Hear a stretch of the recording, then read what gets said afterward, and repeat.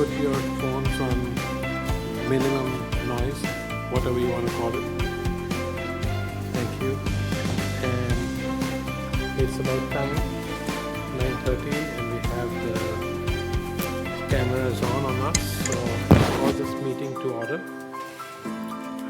It's the 2nd of December. Wow, already.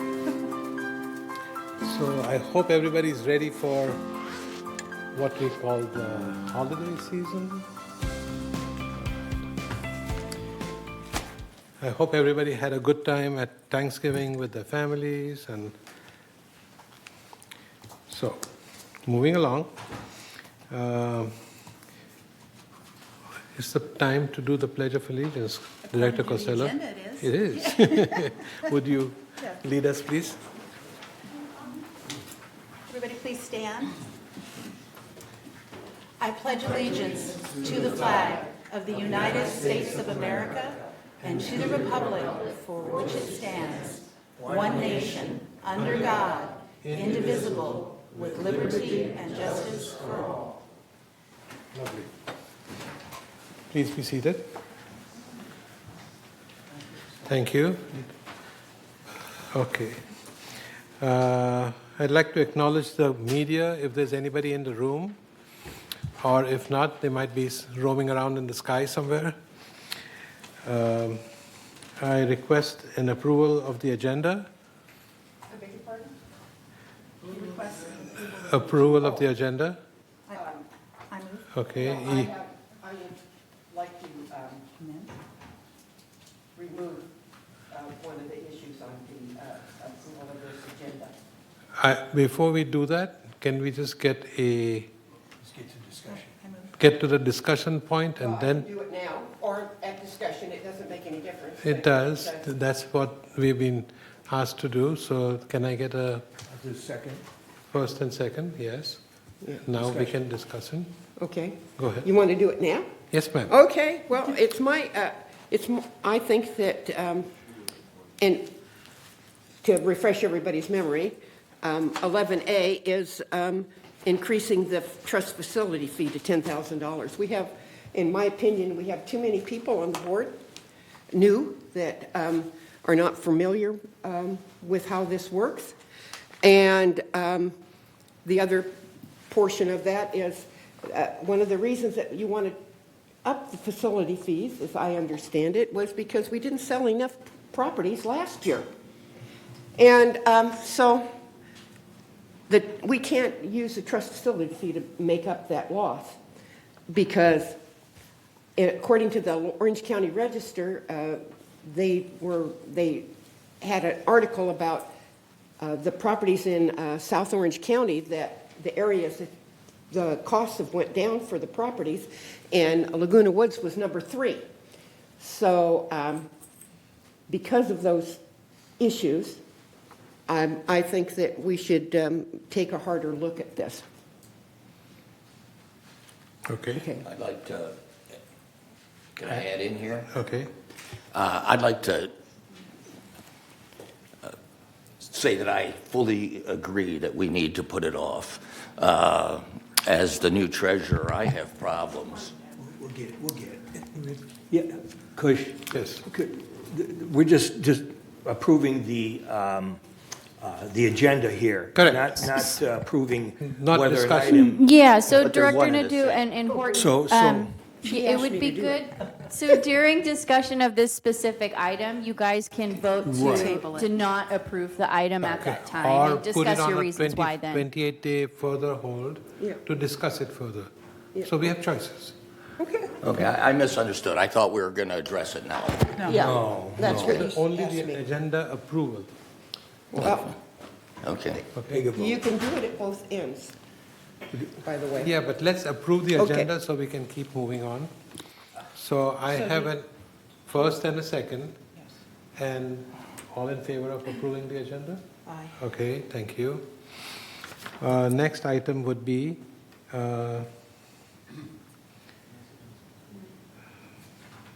approval of the minutes. I think we have two minutes from the past, the board meeting and the agenda prep. first? Make a motion, we Yes. approve the minutes. Okay, thank you. Second. All right. If there's no objection, then the minutes are approved. Let's get to the report of the chair. Today, I have a few things written down, and like I started with, I welcome everybody. This is a holiday season. Also, this is our first meeting of the session, November, for the 25-26 year. I'm looking forward to working with all the different boards and creating a cohesive environment. We have many unfinished projects that we had last year, so let's complete with lasting results for our community. And without further ado, let's start the meeting. Thank you. Next item is our CEO's report. Thank you, President Vaughn, members of the board. Excuse my voice, I was at a football game this weekend and lost it. I'd like to start with a heads up that the annual mailing went out on Wednesday, November 22nd, and this contains the assessment letters, the annual budget report, and the annual policy statements. I also want to mention that it includes a form that lets you update your preferred delivery method for official mutual notices each year, and this is pursuant to Civil Code 4041. We ask that members submit the form back to us by Friday, October 3rd, 2026, so before next year's mailing. If not returned, we use the last written address on file.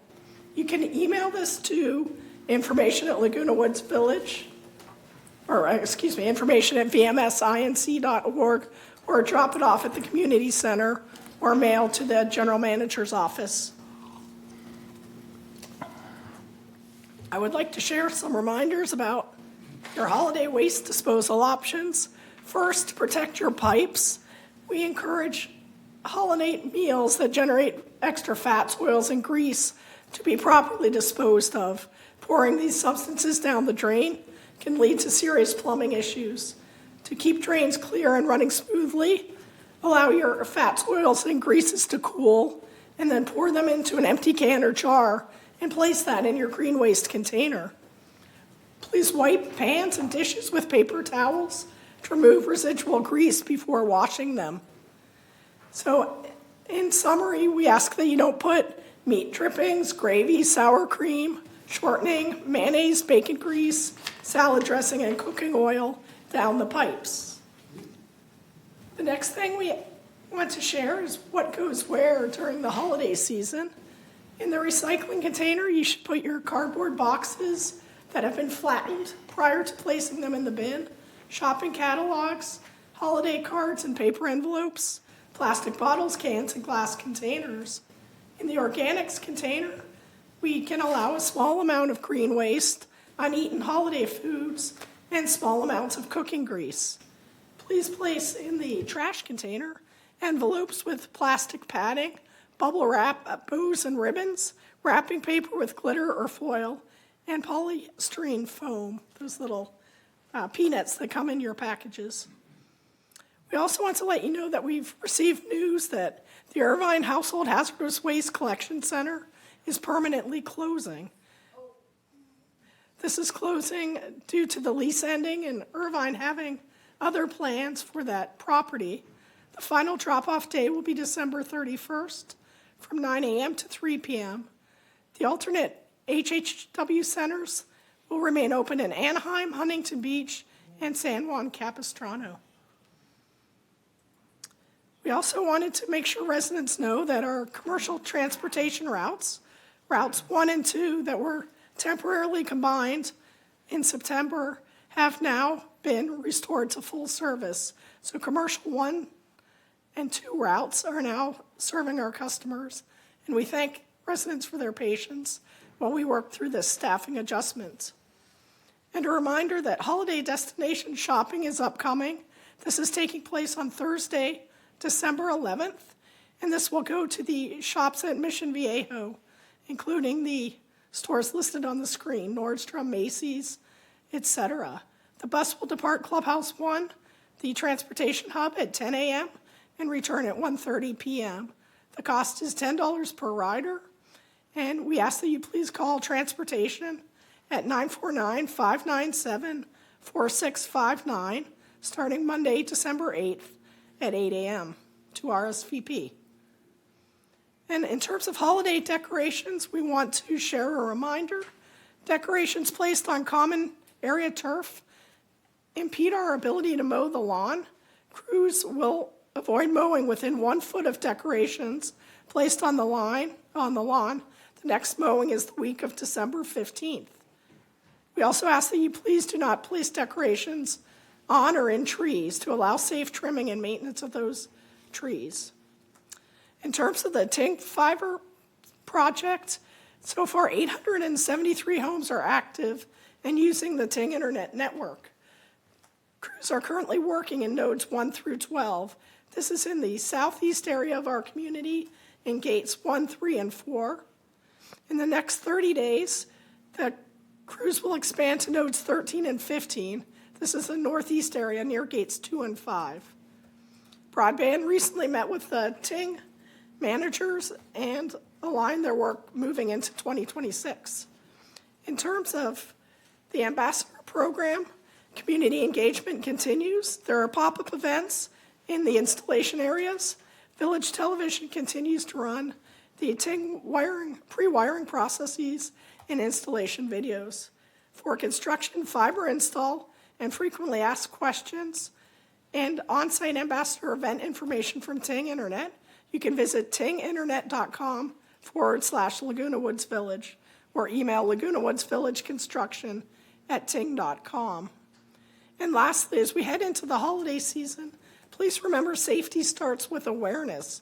Staying alert and reporting concerns helps keep our community safe. For emergencies, please dial 911. For immediate non-emergency concerns, call Security Services at 949-580-1400. And this is a 24/7 telephone number. If you want to report community rule violations, please use the community rule violation form found online. And that concludes my update this morning. And again, please excuse my voice. Did you win? Yes, USC won. So. Thank you, Siobhan. Good report. And I hope your voice comes back to normal pretty. So, moving right along, the next item is to open forum. It's 3 minutes per speaker, and it's a whole lot of mumbo jumbo over here, which I would like resist to read all that, but everybody seems to know the rule over here. Please be calm, no foul language for anybody. And Michaela, if you please could read that paragraph for me, I would really appreciate it. Yes, I apologize. Let me pull it up. So it says, at this time, members only may address the Board of Directors regarding items not on the agenda and within the jurisdiction of this Board of Directors.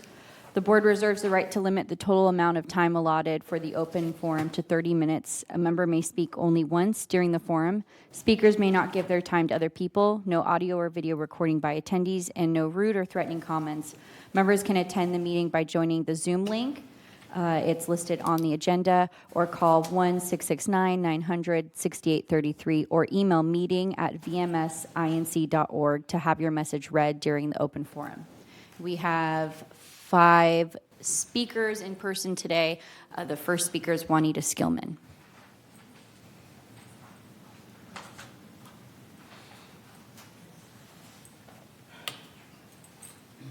Good morning.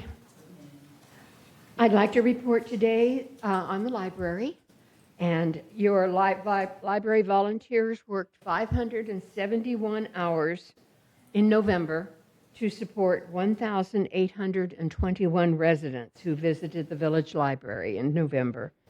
2,167 items were circulated through the front desk, and 27 residents were added to the catalog. You have to sign up with your resident card, which then becomes your library card, but we have 27 new members. The library was only open for 22 days in November because of holidays, and several of them were rainy, so we had not as many people as usual. I'd also like to announce that this Saturday, the library will hold its annual Holiday Library Bazaar at Clubhouse 1, December 13th at 2 p.m.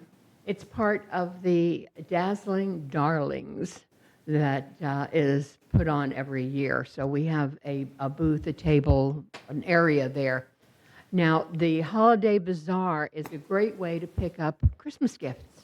We have wonderful tabletop books, big ones that people like to have for show. We depend on donations at the library.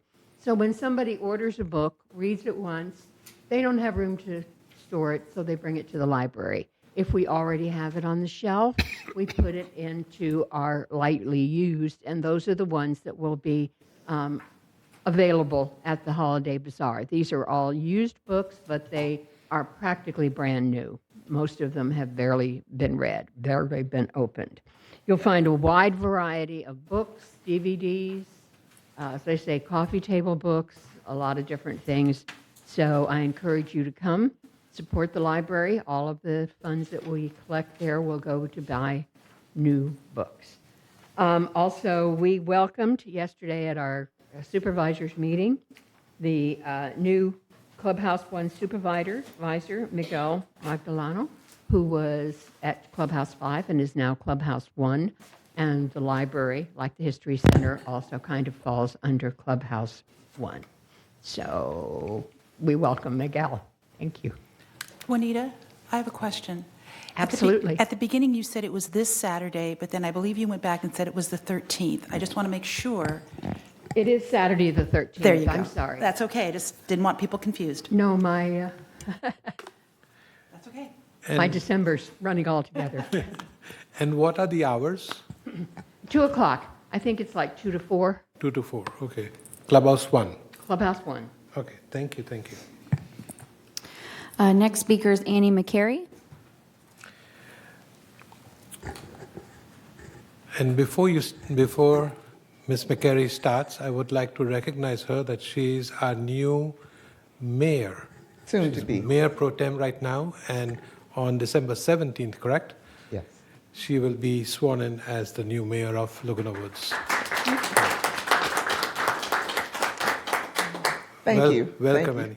Thank you, President Pata, and to the entire GRF board. Thank you for the service that you provide for this community. I am here today to talk about one of the village's best kept secrets, and hopefully it will not remain a very well kept secret for much longer. You may have passed it. You may have passed it 100 times in your drives throughout the community and never noticed it. It's right at 24266 Cali, Oregon, next to the library, which you just heard about, on the right as you enter Clubhouse 1 area. And inside this building, you will find an incredible treasure, part of what has been this best-kept secret for such a long time. The history of our village preserved with so much care in this Laguna Woods Village History Center. They are open daily from 11 a.m. to 10 p.m. daily, and you can also make an appointment by calling 949-206-0150. Now, what really makes this place special is not what it is, but how it's run. The History Center is not affiliated or supported by any government structure or by the village itself. It operates entirely through the endowments, donations, and volunteers, people who love this community and want to preserve its history. And I tell you why I'm so grateful for having the History Center here. For years, as president of the African American Heritage Club, I have carried all of our documents and our scrapbooks and all of the newspaper clippings in the trunk of my car. And every time it got hot or the trunk got crowded, I would think, I hope these documents don't get damaged. I even moved them into the house, but then at the next club meeting, I couldn't find them. So I kept them in the trunk of my car. And now I discovered the secret that the History Center preserves for a small fee, yearly fee. They preserve all of our documents in a way that they won't get damaged. They have copies of all the previous Globe articles where I used to clip those articles and put them into the scrapbooks, and now they're all faded away. We don't need to do that anymore. It's all kept at the History Center, and the records are kept safely, and anyone that's on the list in my club that want to come in and review those documents, they can do so, and it's very easy. So the History Center, for those of you who are involved in clubs or who have club documents in the trunk of your car, the History Center is a definite alternative to that. So I invite you to stop by, give them a call, and find out any additional information. Again, Monday through Friday, 11 a.m. to 1 p.m. The call number is 949-206-0150. Thank you. Thank you, Annie. Next speaker is Chris Collins.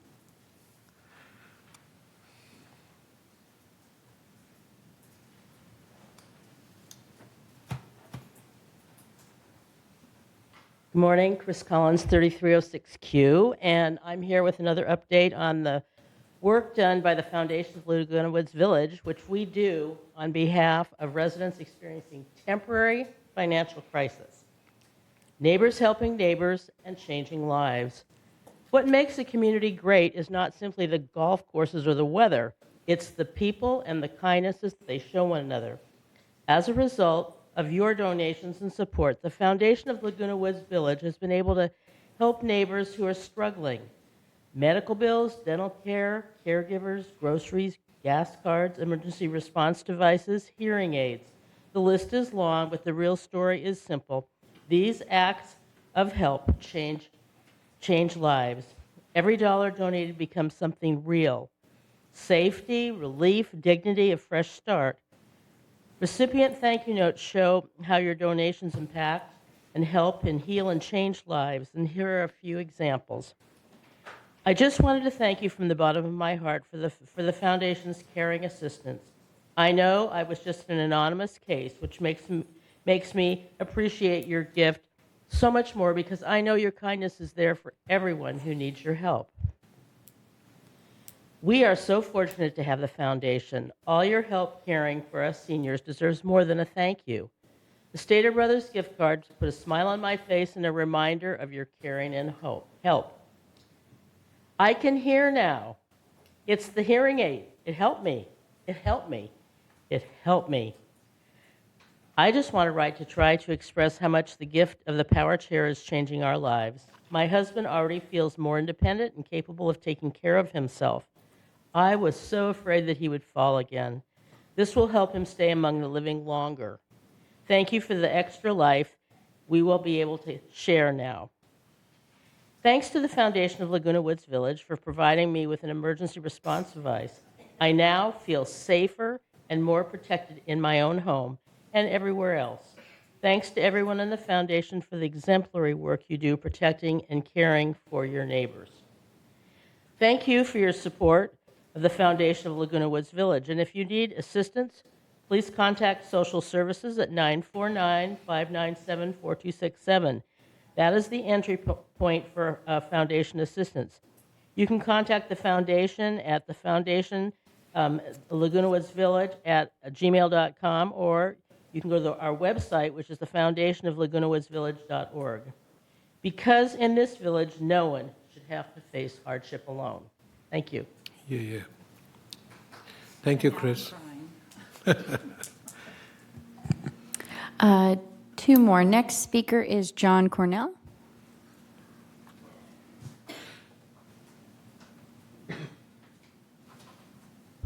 Good morning. As many of you know, I am an ambassador for Ting. There was a written article in the Globe maybe 2 weeks ago that said that the Ting ambassadors, 6 of us, were told to promote Ting, Ting Mobile. That is not true, period. And I feel that we were all tarnished by that comment by a disgruntled ambassador. We spend 3 or 4 hours at events. I don't know how many hours I've spent answering questions, not at events. And I would just like to clear the air that we were not told to do anything like that. Thank you. Thank you, John. One more final speaker, John Beckett.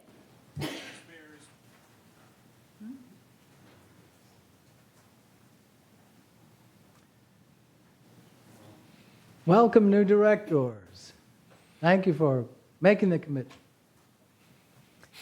In November of 2024, the GRF board voted to transfer $9 million out of our trust facilities fund.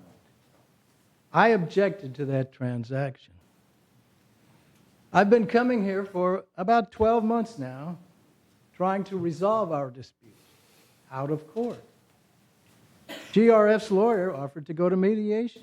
I agreed. GRF's lawyer offered to use a retired Superior Court judge as our neutral third party, and I agreed. I offered to be bound by the judge's decision, but the previous GRF board would not agree. Allow me to repeat my offer to the new board.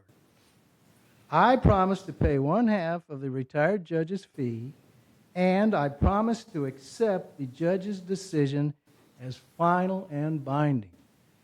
I'm asking you to make the same commitment. Thank you. Thank you. So, as response to the speakers, I'd like to thank you, Juanita, for the marvelous job that you and your team does at the library, and we appreciate it a lot. I encourage everybody who's hearing to go to the sale, which is on the 13th of December, and that would be a further encouragement to the library to do all the great stuff that they continue doing. Next is Annie McCary. Congratulations again, Annie. I would try my best to be present at your swearing-in ceremony, and I encourage everybody to show up at City Hall on December 17th. It's in the afternoon, as far as I know. Correct me if I'm wrong. Chris Collins, as always, your team does a tremendous job of supporting all our community or with whatever needs that they have, and thank you for that and keeping it confidential so nobody has to feel embarrassed or in any way, but we should all support the foundation in every possible way. And lastly, John Cornell, thank you for the update, and duly noted that you, the ambassadors, are not being forced to do anything. And I was at a meeting with Ting, and I heard that they are doing their best to get the installations done on time and correctly, and if there are mistakes, they are attending to the mistakes as soon as possible. And lastly, John Beckett, I understand what you're saying. If this is an item in the hands of our attorney, then I don't think we want to address that over here. I appreciate your concerns, and I recognize you for thinking about the best for our community too. Thank you. Anybody else have any thoughts? Want to respond to anybody? No? Okay. So let's carry on. Next item is the consent calendar. Consent calendar means that whatever's in the consent calendar is approved with one vote. And so the first item is recommendations of the Finance Committee, and that is normal. It's every month, same thing. We just approve whatever we did in our finance meetings. The second item is update the GRF committee appointments, which, as you all know, can be amended whenever necessary. And so with that, I call for a approval of the consent calendar. Thank you, Martin. Anybody else? Do I see? Yes, Brad. Thank you. Brad seconds it. Discussion? Thank you. Discussion? Yes, yes. Should we go over the edits of the committee attendees that, so that If you we have an desire, understanding as to who's on and who isn't? It's typically with consent calendar, it's just one big motion to approve. We usually don't read through the changes in the committee appointments. we could review it We did further in the if you past. want in the closed session. Okay, well, I just wanted to air it to others, but okay. Very Okay. well. Yeah, it is published on the website, Okay. as well as Team Up for viewing, in case anyone wants to view it. All right. If there's no other objection, then the consent calendar is approved. Next is 11A. We have a 28-day notification for a member review and comments of the Civil Code, 28-day notification for members to review the comments of the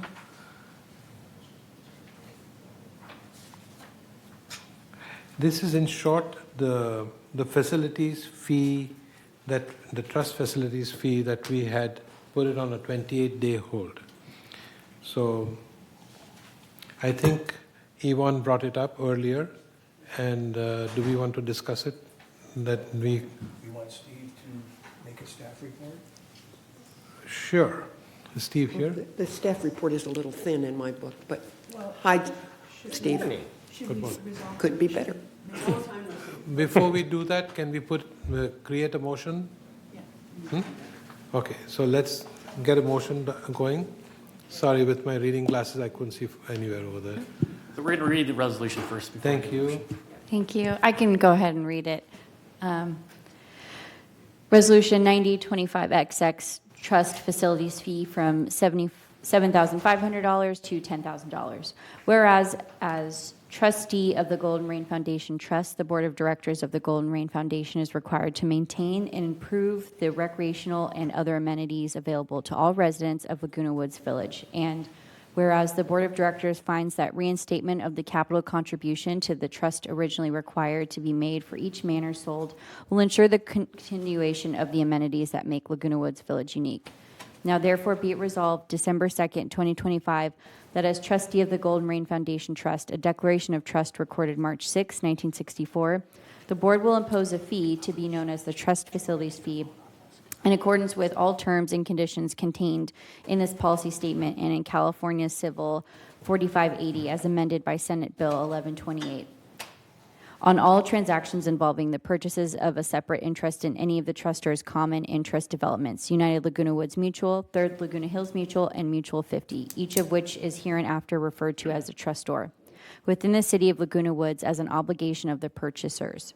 Effective January 1st, 2026, for purposes of determining effective date, purchase contracts entered prior to January 1st, 2026, in which escrow opens before January 1st, 2026, and closes on or before March 31st, 2026, are deemed transactions occurring prior to the effective date. And resolve further that the trust facilities fee will be a fixed amount as provided herein and as determined from time to time by the trustee of the Golden Marine Foundation Trust. The entirety of each such fee, when and as paid by the purchaser, shall be deposited into the trust facilities fee fund and shall be applicable to all such transactions, excluding the following transfers of a separate interest. To save time, I'm going to skip reading 1 through 5. Resolve further, effective with escrows opened or purchase contracts signed on or after January 1st, 2026, the trust facilities fee shall be set at $10,000 for units with a sales price of $200,000 or higher, and $3,500 for units that sell below $200,000 until modified by the trustee. And resolve further, in accordance with Civil Code 4580, each new purchase of a separate interest in any of the trustors' common interest developments within the city of Laguna Woods to which the trust facilities fee applies shall, in compliance with Civil Code 4580, have the option to either pay the fee in its entirety at the time of transfer or pay the fee amount pursuant to an installment payment plan for a period of 7 years. I'm going to skip the next paragraph. Resolve further that Resolution 90-2138, adopted October 5th, 2021, is hereby superseded and canceled to the extent that it defers effective January 1st, 2026. And resolve further that the officers and agents of this corporation are hereby authorized on behalf of the corporation to carry out this resolution. This resolution was on 28-day notification, and it's to be satisfied today at the board meeting. Thank you, Michaela. So now, what is our next step?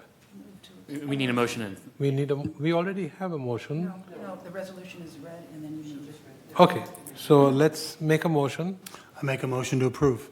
Thank you. I second. Thank you. We have second and third, and discussion.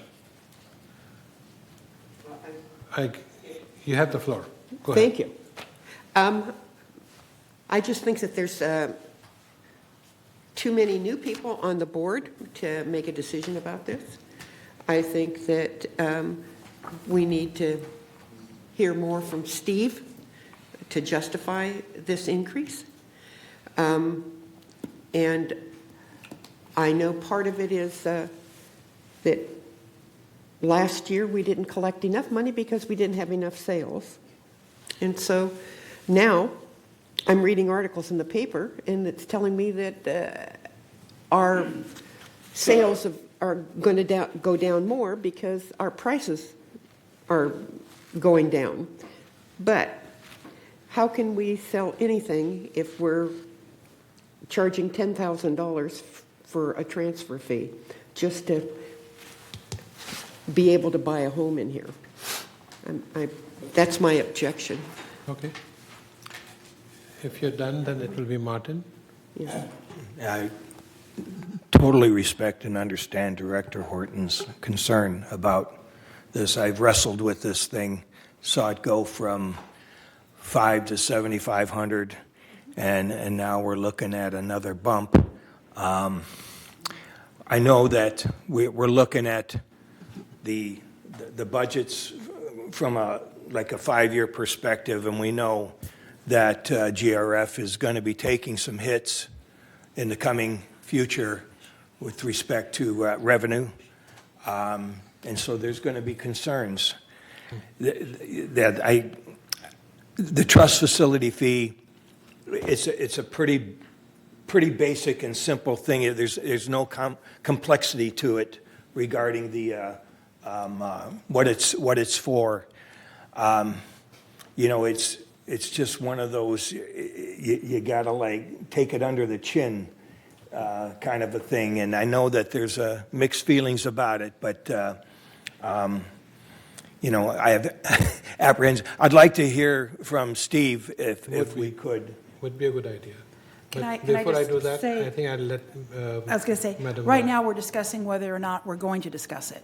So the question that Director Horton brought up is, should this even be on the agenda, or should we table it? And then, yeah, that's... It's on the agenda. Well, no, but... I'm asking to table it. Exactly. Now she's asking to table it. And we haven't voted whether or not we're going to even discuss the resolution yet.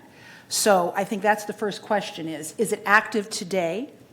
Or do we, so we would vote that down, correct? If yes or no, and then we would accept her recommendation to table it? Yeah. Well, technically, the GRF board last month approved this item for a 28-day review. So Correct. members of the village had this past month to review this item, and then it's brought back to the board again for final approval, essentially. That's where we are. Today is the day to approve the 28-day. No, today's the day to approve. To approve We've it. gone through the What I 28 mean, days. approve means the end of the 28-day Yes. approval. Right. Correct. Can I make a couple comments before Steve speaks? Number one, it's a fallacy to think that we're doing this because less units sold last year. That was never a topic of discussion. The reality is, well, it isn't. I mean, the reality is this is a 60-year-old facility, and we have a lot to spend on. So that's number one, and our responsibility is to maintain these facilities. If you're trying to compare Laguna Woods Village to Seal Beach or some of the other properties, they don't have anywhere near the amenities that we have to maintain. The reality is Ting has taken a big bite out of our reserves. It probably wasn't properly planned for and budgeted, and we're having to just take significant amounts of money out of reserves to pay for that. And the reality is the one-time fee is an opportunity for us to help recover that and get the reserves back where they are. And it's a lot easier to collect money from 600 people that want to move in here than 17,000 residents that already live here and have paid their dues. That's my opinion on it, and I want to make sure we take a vote on approving it. I agree. Yes. Let me vehemently disagree with my friends who think we need more money. I need more money. Is there anybody in the room that doesn't need more money? Let me give you some numbers. We've increased the fee by 500+% in the last 14 years, while inflation was up 40%. Now the staff report says in the future we're going to raise it by 3% a year, or whatever the CPI is. Well, we haven't for the last 14 years. We've raised it something like 13 to 15% every year. We've gotten ahead of ourselves. Now let's look at the reserve report.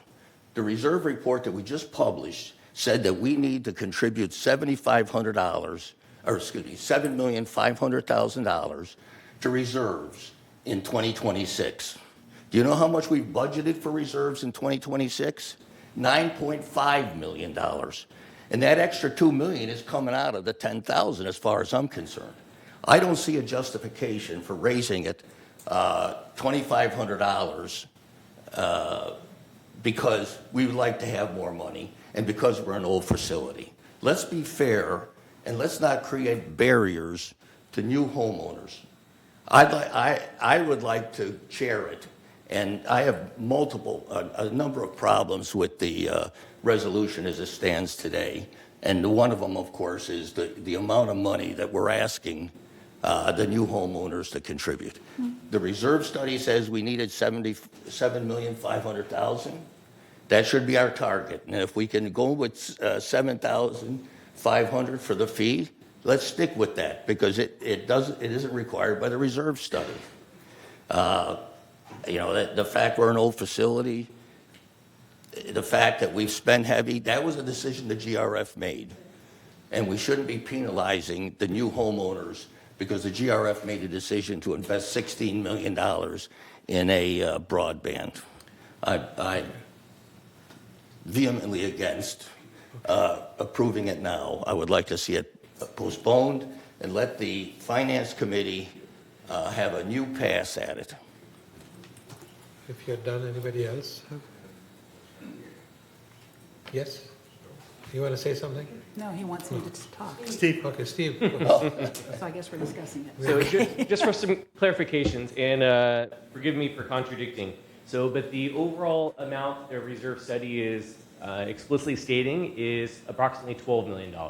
The $7 million that you're referring to is just the facilities. But you have a facilities fund and an equipment fund. When you combine the two, you're looking at about $12.5 million is what's to be expected to be spending per the reserve study in 2026.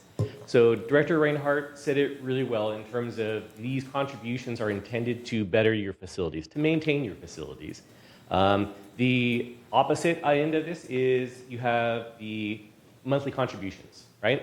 So the reason why you've had to increase your contributions to the trust facilities fee is because we've been holding the line on your monthly contributions at $17 per man per month. In 2026, the board approved $23.50, so it did go up. The intention is to hold that for a few more years, right? But you will need to increase this fee in order to accommodate all the expenditures that you have planned in the upcoming years. As it stands right now, over the next 2 years, even 3 years, you are going to be outspending the amount of money you contribute, even with this additional funding of about $2 million to the trust facility fee. So if you do not approve this today or in the near future, you're going to see a considerable decrease to your overall percent funding. So by the end of 2026, by the end of 2025, you're going to be ending the year at about $23.5 million in your reserves. By the end of 2026, it's going to decrease by $2 million, presumably as long as all the funding and the expenditures take place, down to 21. In 2027, it's going to go down to 16, and then we'll start going through a recovery phase. But the point was made a moment ago with regards to Ting. So there is an investment that's being made into the community, obviously to replace the fiber and upgrade. But there's also additional expenditures that will be presented to you here probably within the next few months for additional funding. The corporate members who are interested in rehabilitating or replacing Building E. There's other funding that's going to be coming before you here again in the next couple of months. So without this approval, you're going to be coming up short to the tune of about $2 million for 2026. And if I may, one more comment. With regards to the overall manor sales, so we budgeted in 2026 to have about 627 sales for 26. As of right now, you'll see in the treasurer's report later on that we have, as of the end of October, about 600. So presuming as long as in the next 2 months we have 20 sales, we should be able to hold the line. But again, I have no idea how many sales we're going to have next year, but as long as we're consistent with what we are seeing in 2025, we should be okay. Good, thank you. Madam Vice President. Thank you. I have many questions, one of which I think you answered, but I'll give you another. What's the estimated number of manor sales per year that we're expecting or that you predicated for 2026? 627. That's what I thought. Okay. What percentage of those sales would you consider at the over $200,000 threshold? I have that number in another report, but I don't have it here with me. 80-20, 90-10, 60-40? It's probably 90-10. Okay. All right. So I'll jump to the last one. So how'd you come up with 2,500? What was the increase basis? No, how was it calculated? Why do you think, or why do we need 2,500 additional dollars Sure. per new resident? What was that predicated on? Sure. So each year, when we're forecasting this out, we're assuming that we're going to increase it to the tune of about $500 to $1,000 on an annual basis.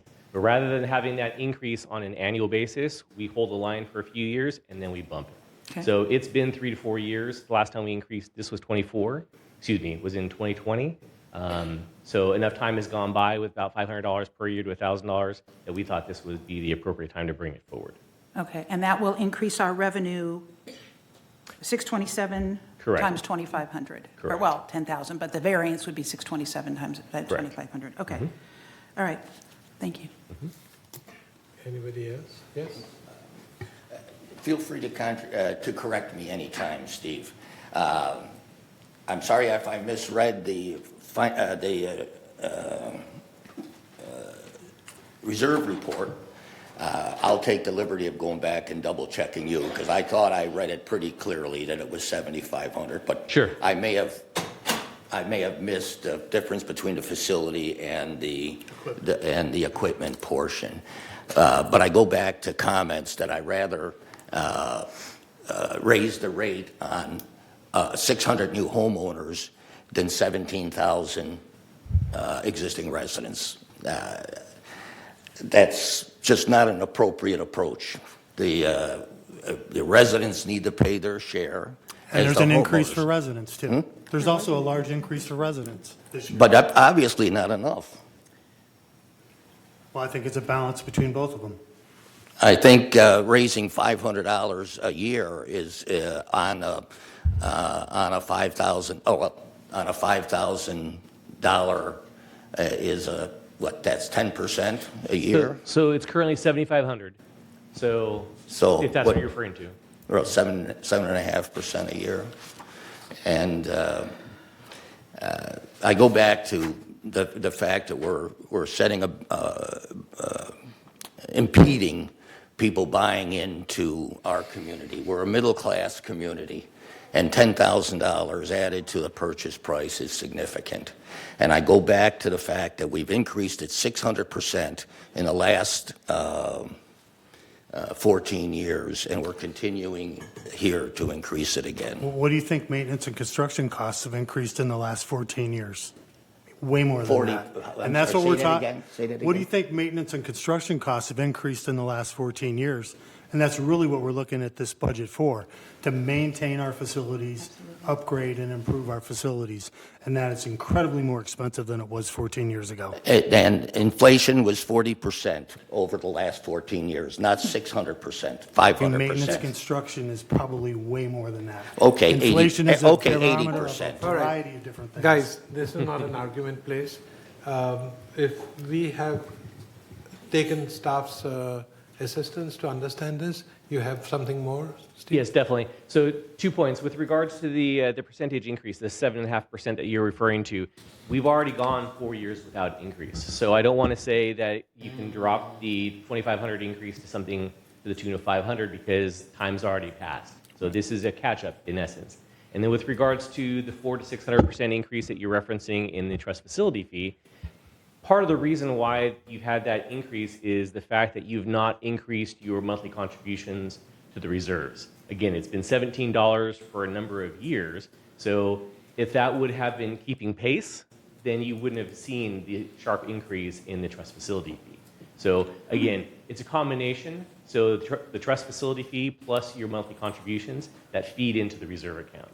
So if you're going to hold the line on one, you're going to see a sharp increase on the other. If you take a more balanced approach, we can discuss that in the future. If you were to have chosen to have not increased the trust facility fee for 2026, it would have been roughly a $15 per man per month increase to your reserve, which is probably about an 80% increase to that contribution. So a significant increase. I think, yes. I think we're missing a point here. The increase is not 10,000. The increase is 2,500. Correct.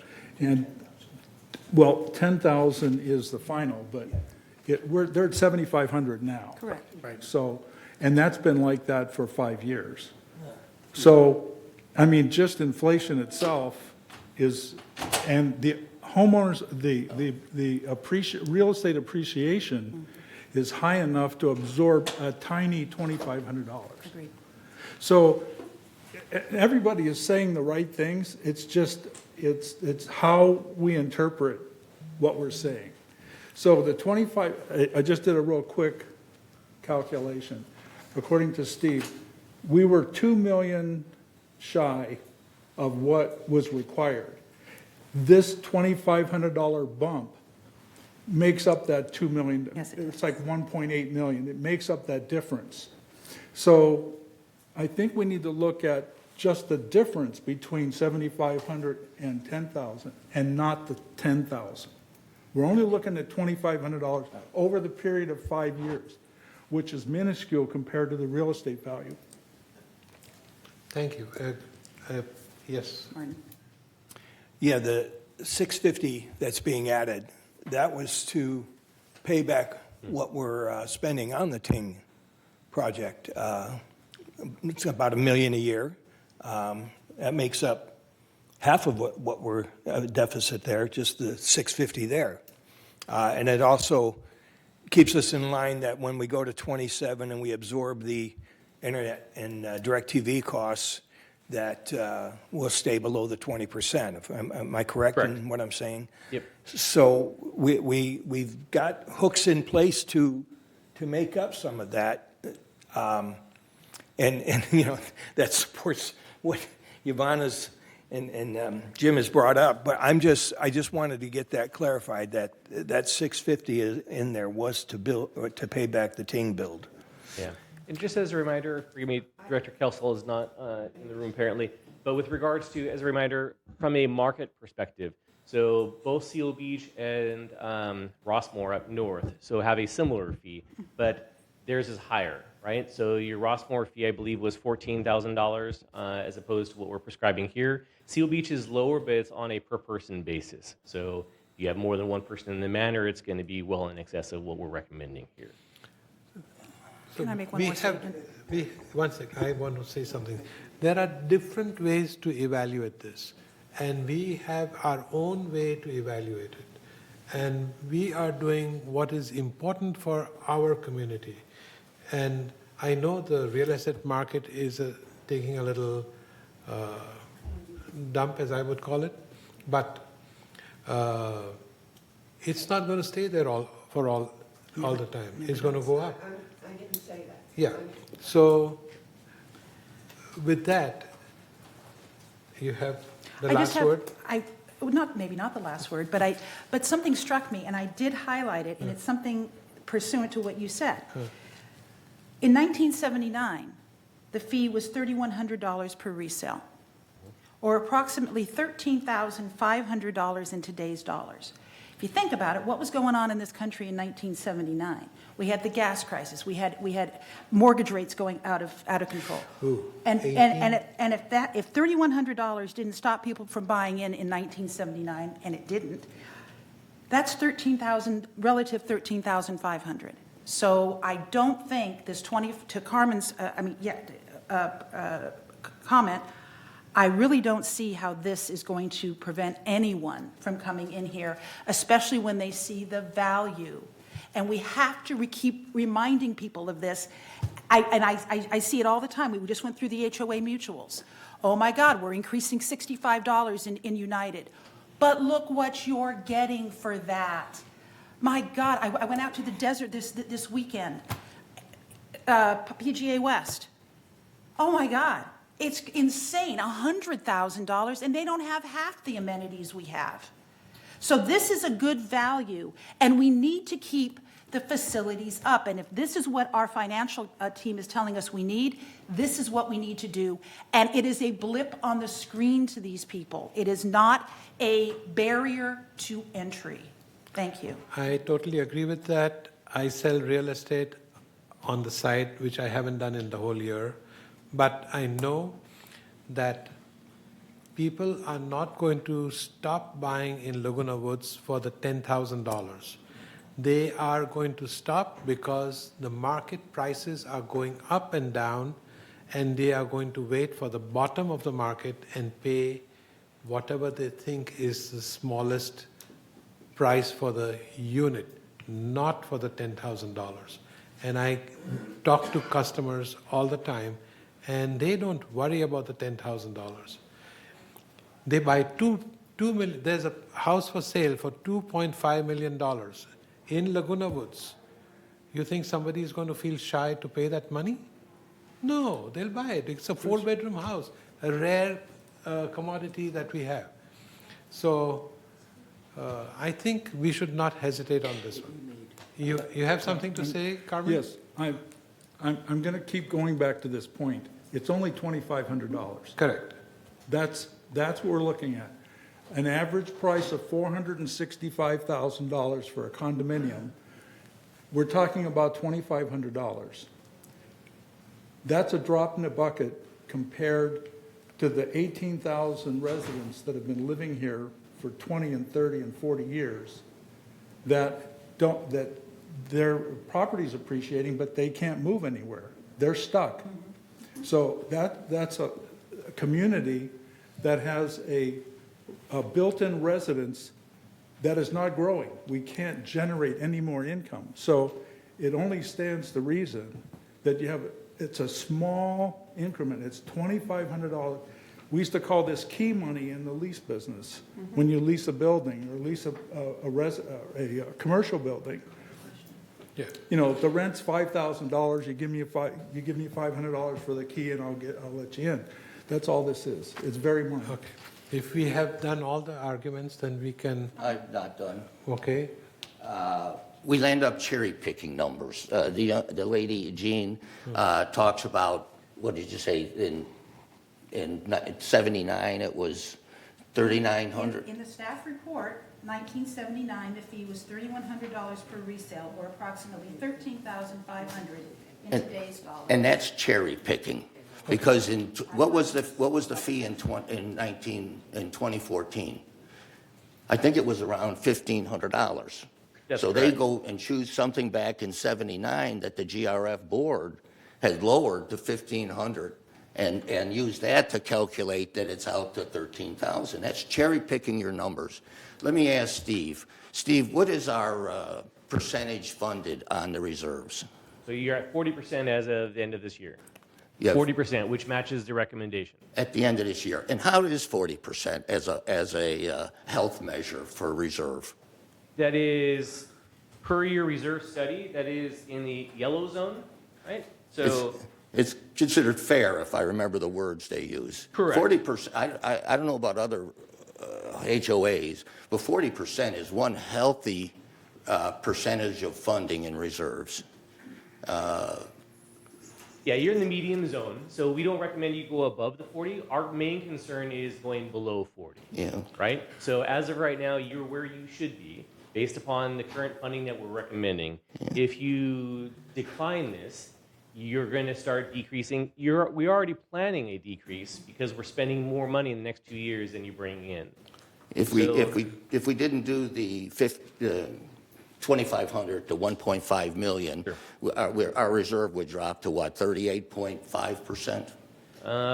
Forgive me, I can do the math. Approximately, Let's check an down. acceptable level under any circumstances. As of You know, right now. I've used up all my words on it. I'm in I request we disagreement. take a vote on it, because people aren't going to change their minds. I call the question that if all in favor, raise your hands. Are we voting online? Well, yeah, and I do want to let you know there is a member comment if you guys are willing to accept the member comment. Okay, member comment. Charlie Prater. Dick Rader? No, Charlie Prater. Charlie Prater. Over here. Sorry. Good I morning. heard Dick Rader, that's why I'm saying that Dick doesn't look like that. Good morning, Mr. Chair and Board. And he's I just sitting- have a clarity question. The trust fee that we're talking about, I don't have a problem with what you're doing. Are there any restrictions on the spending of this money? Can it be put in just any account? And how much of this money, if possible, because I heard somebody say this cannot be used as a reserve builder, but I could be wrong. I heard this, so I want clarity. Can this money be distributed just in any way? Are there any restrictions on how this fee can be spent going forward? Oh, we can go to Costco with that. Why don't you let Steve answer I'll that? let Steve answer that. Sure. Yeah, 100% of this money is restricted. It is 100% of it is going into your reserve funding and can only be spent on reserve projects. When the money comes in, it is placed, you'll see on your fund balance sheet on your financial statements that it's deposited into the trust facility fund. And then based upon the board's decisions, it is allocated between the facilities fund and the equipment fund. But again, it's 100% reserve funding and can only be used for such purposes. And the purpose of the reserves is to maintain your GRF facilities. Thank you. Thank you, Steve. Did it answer your question, Charlie? Yes. Thank you. All right.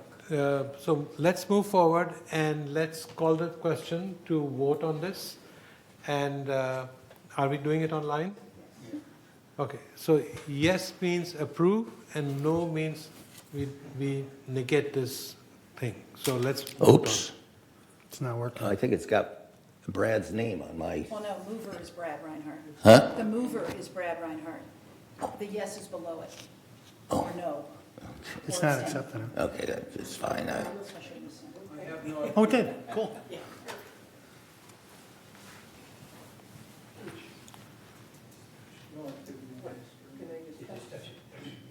This.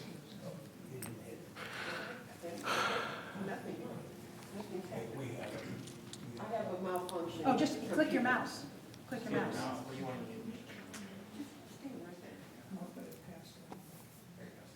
Thank you. So, I am a computer nerd. You just have to click the mouse. All right. It passes. Okay, so with that, we see that the motion passes. Yeah. I've improved. Last time I lost 9-1. So I take what wins I can You get. did get an abstain added. I think this Okay, we done. Nice. Thank you for, I mean, it's good conversation, good arguments, and I totally agree that everybody has their own view, and this is a place to air it out. Thank you. Moving to 12A, entertain a motion to approve and recommendation to direct staff to follow the, where the hell is it? The recommendations. The recommendations of the tree risk assessment report dated October 15, 2025. Does everybody know what it is all about? Yeah? Man is here? Oh, there he is. Mr. Kurt? Good morning. Good morning. This one's an easy one. Yes. Following, if you all recall, back in June, a large eucalyptus tree fell on a laundry room in United. So that spurred us to do an evaluation of all of that species of tree, the blue gum eucalyptus and a couple of subspecies along with that. Those trees are prone to that issue, generally only in turf areas where they get too much water. That tree fell due to dry rot inside it that's not visible from the outside. So there's 3 levels of tree risk assessments, 1, 2, and 3. 1 is a basic assessment, which we perform on every tree every time we trim one. So it's just basically checking the health of the tree. So a tree risk assessment is not necessarily looking at the health of the tree, only it's looking at the potential damage that that tree could cause should it fall. Because a lot of trees, the damage is deep inside and you can't see it without destructive testing. So tree risk assessment looks at your trees to see whether they're going to fall on an occupied building, a busy street, things like that. So out of you have 99 of these trees, only 46 of them fell within the range that we would look at for your assessment. Most of those trees are either adjacent to the golf course, up on the hill over here at Gate 14, where if they do fall, they would cause no damage. So out of the 46 trees we assessed, we determined we hired a master arborist to do it, an outside arborist, someone who isn't going to make money on recommending removing trees. So he recommended that we remove 3 trees, trim 1, and treat another one for beetles. So we are already planning on that, assuming you guys approve it. But we just wanted to give you an update on the health of your trees. Okay. Yes. So in looking at the spreadsheet here of the 46 trees you said, there's some yellow ones here, what they're highlighted in yellow. Those are the ones that we're talking about, or? Higher risk ones. Those are the high-risk trees. Okay, so moderate high-risk trees recommended or candidates for removal. Yes. So we're talking about removing all of these? Yes. Okay, I have a question then. If these are rated at C, I see one that's rated D, and it's not highlighted. Should we not be looking at that one too? No. 605991. Because it's, like I said, we're looking at Location? all of the things, the Okay. location. Okay. The carports are considered low risk because they're not occupied, generally. So as opposed to a residential building. What happens if that tree falls on a carport where people's cars? Right, so we look at all the factors involved, the health of the tree, what it's going to fall on, where it is, the age of the tree, et cetera. So if you boil down the report, it boils it all down to just removal of 3 trees that require removal. The other ones we're watching, they recommended some other remediatory actions such as trimming the ground cover away from the bottom, fixing the drainage, things like that. All that other work is already happening. So all they're recommending is removal of 3 trees. Okay. Cool.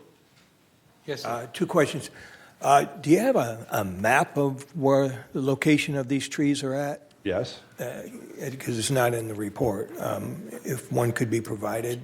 I could provide one, yes. Okay, maybe bring it upstairs or something, and then, but the Yeah, other... I'll be seeing you guys talking about trees enclosed, so I can bring it Okay, down. yeah. The other question is, do we have a cost associated with I didn't, Yes, it's in your report. well, it is in here. I was It's in the looking last thing. It's $10,150. to remove those Correct. Yes. trees? Okay, Yes. thank you. I think this is one of the cheapest work that we're going to get done. So if there are no other questions, I call the question to approve this, or can we vote? Yes, Do we have to one make more a question? motion? Have you made a motion? No, we haven't, No. No. Okay, let's make a motion. I'll make a motion to approve staff the- recommendation, yes. This recommendation. First and second, yes, thank you. If there are no other questions, then let's get to the voting. It's on your screen, please take a look. I did have one procedural question. Why isn't Landscape just able to approve a $10,000 expenditure without it coming to the full board? That's a question for Kurt. We could, but part of this whole process here was to inform the board that the risk assessment was performed. Okay, And thanks. generally, we get board approval on non-scheduled removal. Thank you. Okay, it seems that we have all agreed, a unanimous agreement, and this item is approved. Let's move forward to the next item. Entertain a motion to approve resident request to use of community center third floor room for the tax program.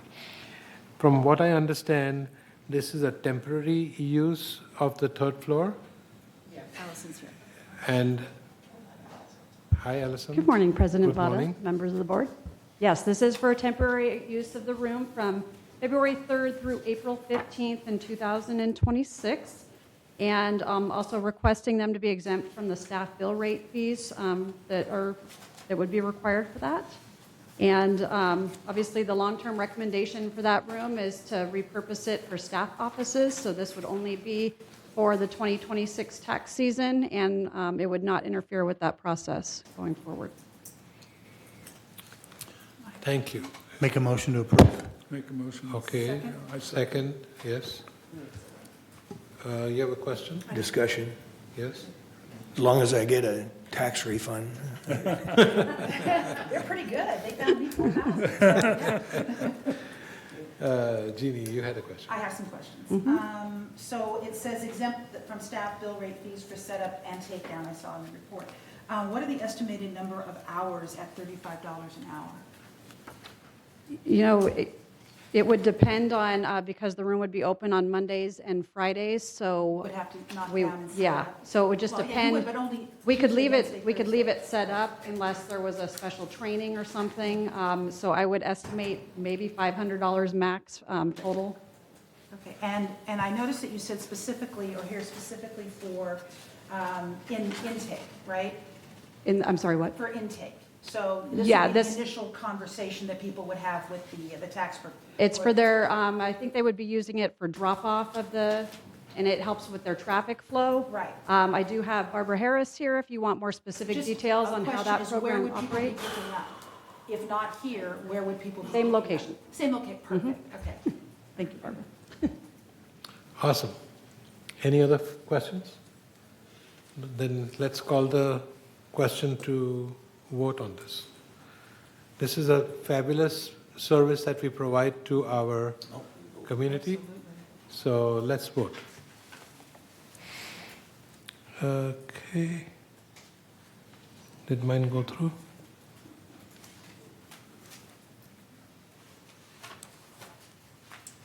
Okay. We have 6. Who's pending?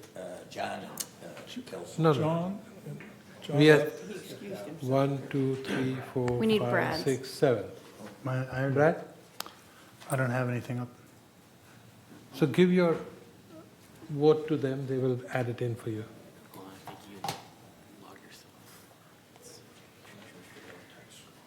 I already did it. You,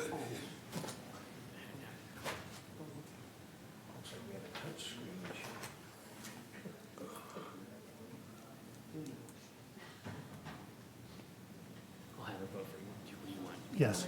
but what is yes, sorry? We forgot about the reading. Okay. Michaela. Michaela, Yes. we did not read the resolution this time. Would you like me to quickly read it? Beg your pardon? Would you like me to read it? For record, because people are hearing it, Sure, no problem. I can if you read don't it. mind. Yeah. Yeah. Okay. Resolution 9025XX, resident request for use of community center third floor room for tax program. Whereas resolutions 9012-132, 9018-03, 9012-12, and 9016-18 establish guidelines for shared costs and fees. Certain fees can be imposed upon users of various recreational facilities to control crowding, mitigate overusage, and recover operating costs. And whereas the room reservation fees administered by the Golden Rain Foundation of Laguna Woods Board of Directors adhere to the shared cost guidelines established in Resolution 9012-132, whereby certain fees can be imposed upon users of various recreation facilities in order to control crowding and minimize overusage and to recover operating costs. And whereas the resident requests the use of the community center third floor room for the Laguna Woods PC Club free tax program as a design tax document drop-off or designated tax document drop-off areas on Tuesdays, Wednesdays, and Thursdays from February 3rd through April 15th, 2026. And whereas the use of this room would alleviate crowding, improve efficiency, and streamline operations while ensuring a more comfortable and safer environment for resident taxpayers.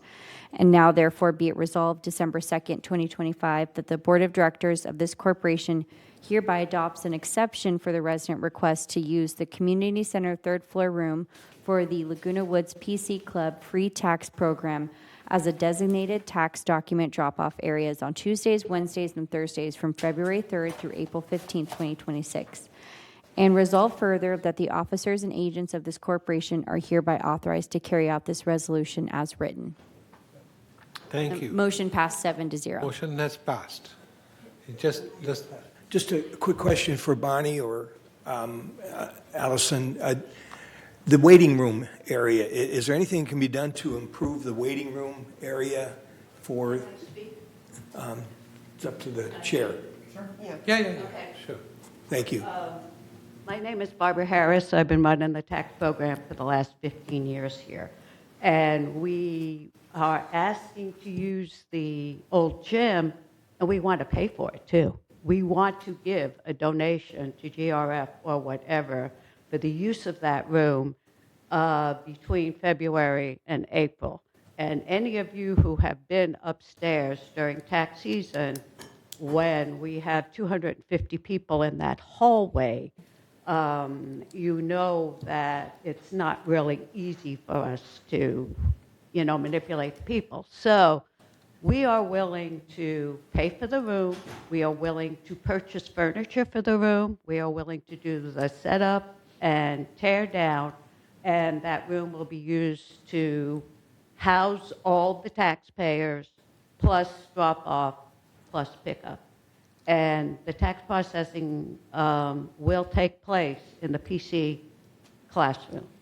And in addition to that, if we get this room, we will open up the back part of the PC Club workshop to allow people to come in to prepare their own tax returns free of charge under our guidance. So that's our request. Any questions? Thank you for your donation. Oh, you are welcome. Yes. We already have donated 21 computers to the community. Yes. And we get residents who actually give us donations. The PC Club's a 501c3 organization. We have people who donate out of their RMD to help us support this tax program. And we also receive grant money from United Way. So we share that with you, we share it with the PC Club, and we share it with the MAC Club. So, Fabulous. I think this is a terrific program which doesn't exist probably in many, many locations. And I congratulate you and commend you for running this program. right, and you Yeah. can thank our 60 volunteers. Wow. Yeah, that's terrific. I have a question, a point of Definitely. clarification. Understanding that this is for the 2026 tax season. Correct. Right? I hear you say about purchasing tables and chairs and all of that. This is a temporary housing, right? Correct. This is not a permanent housing, because I know that we're looking at the third floor for other. I just want to make that very clear that this is for 2026 only. I understand that. We've been running this program for 20 years. We have been in Clubhouse 5. We have been in parking lots. We have been in a lot of locations for 20 years. So we understand every year is unique. Okay, I just wanted to make sure everybody understood that. Good Okay. point. Thank you. Okay? Yeah. Question? Yes, Martin. Married filing separately. Still out? Yes, well, you know what? We'll put you down at a computer and you can file your own return with our guidance. Out of scope. All right. I love this kind of environment. Lovely. Good. Moving along, we already approved your request, so you're welcome to stay and listen to all our banter. Thank you. Next item is our very popular item on our agenda, and that is the Building E, isn't it? Yes. Okay. No. Oh, yeah. Building E. So, I see Manuel over here. Manuel, what do you have to tell us? Good morning, I think it's still morning, members of the board. Manuel Gomez, Director of Maintenance and Construction. The item before you is a draft RFP request for proposals to solicit proposals from architectural firms for the design of a new Building E. The GRF Space Planning Ad Hoc Committee on October 20 voted to recommend that the GRF Board award a contract for the design services.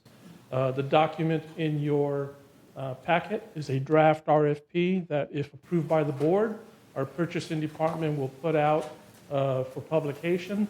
We would expect that if this moves forward, we would bring back in either your February or March meeting with the results of the procurement process and hopefully a recommendation for an award of a design contract. Okay. Yes, sir. Is there a resolution? The Space Planning Committee approved to replace the existing building where it's at. Correct. Was there anything from the Space Planning Committee regarding possible other locations?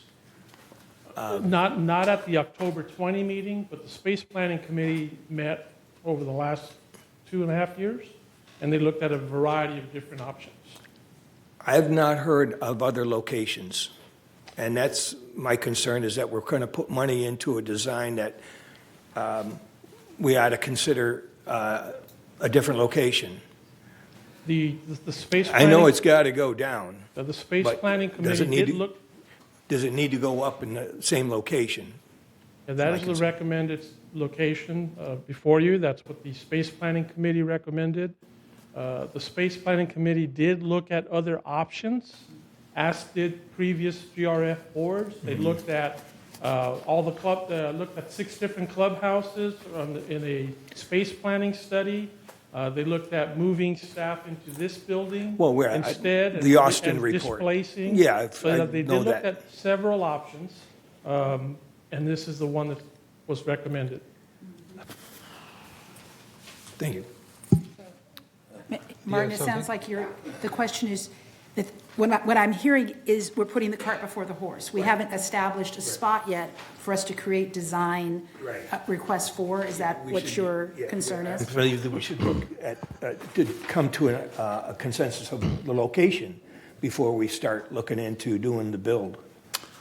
Yeah. I would also like to say that I think I disagree with building an office building. if we need additional space for offices, I would look at building a facility that would move ping pong, PC club out of this building and give a full-service Oh, I disagree. office building here. That's fine, you'll get to talk. My point is, I think that this really needs further study.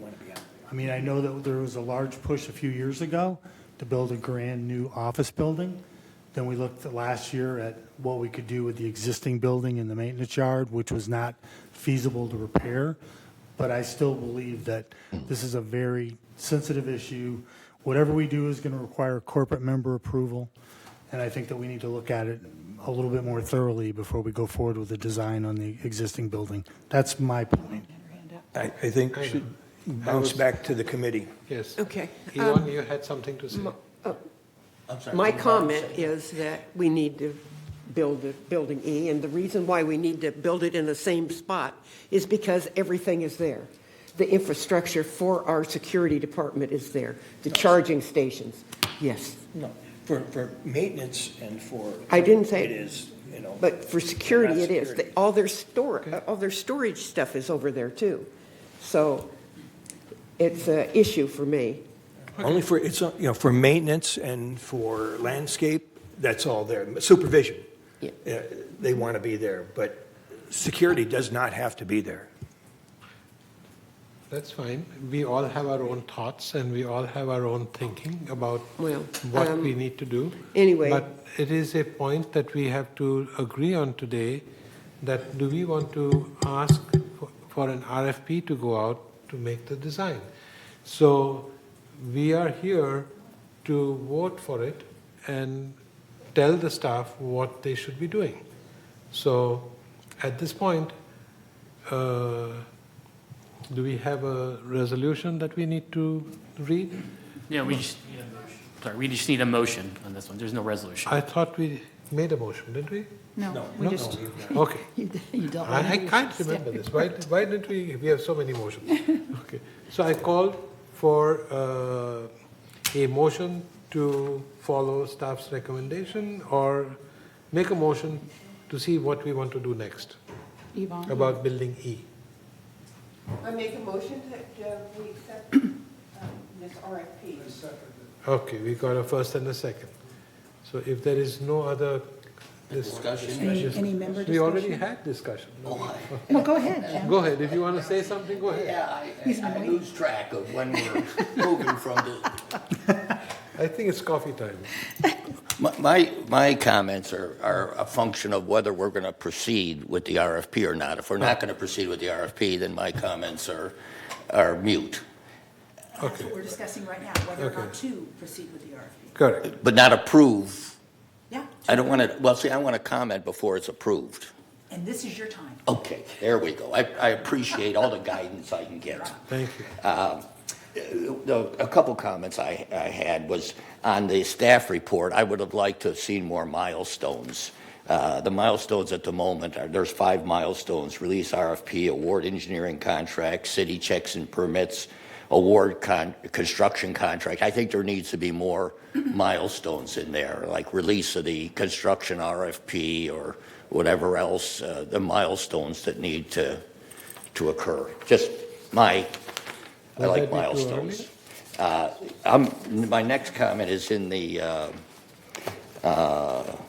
where is it here? I've got to find my comment. I was looking, I see, let me just ad-lib it. I see where VMS has reviews with the design group, and I'm sure with the construction group too. But I want to ensure that the GRF, before VMS makes any commitments, that the GRF board is briefed and gets their 2 cents worth in.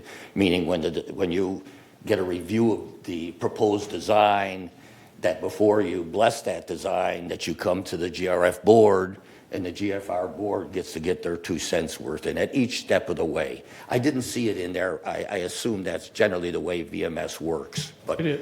It is. Yeah.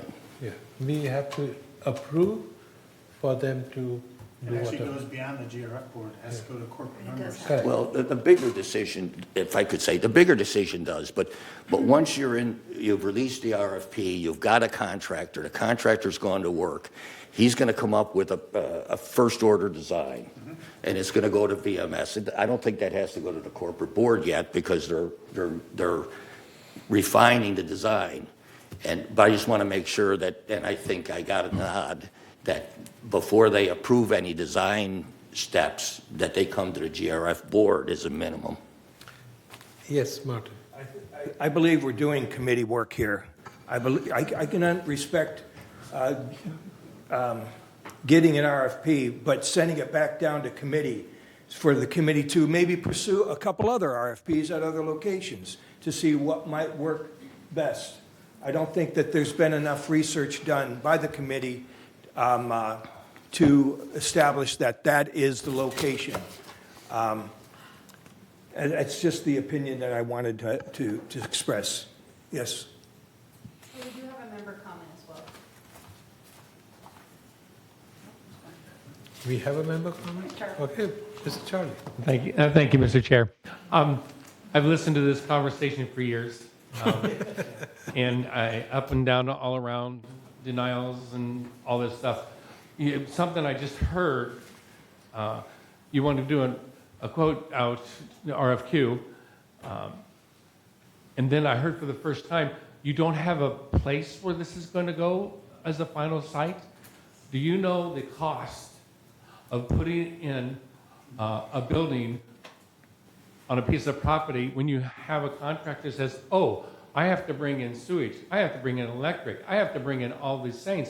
So you're sitting there getting an RFQ for somebody to put a building up in a wonderland where you don't know how much that's going to cost to put that building on, which is going to be a huge additive to the cost of the building. Thank you. Actually, this proposal is to put it where an existing building already is, so that infrastructure is there for this particular proposal. Yep. Our suggestion is we might want to look at other things, other places, but you're absolutely right. Sorry. Yes. Just a comment to what Charlie said, that the whole foundation needs to be redone at that location. They got to go deep to start all over to make it right. So there is a huge construct. It might be better for us to look elsewhere. That's all I'm saying. That cost has got to be in that. That's right.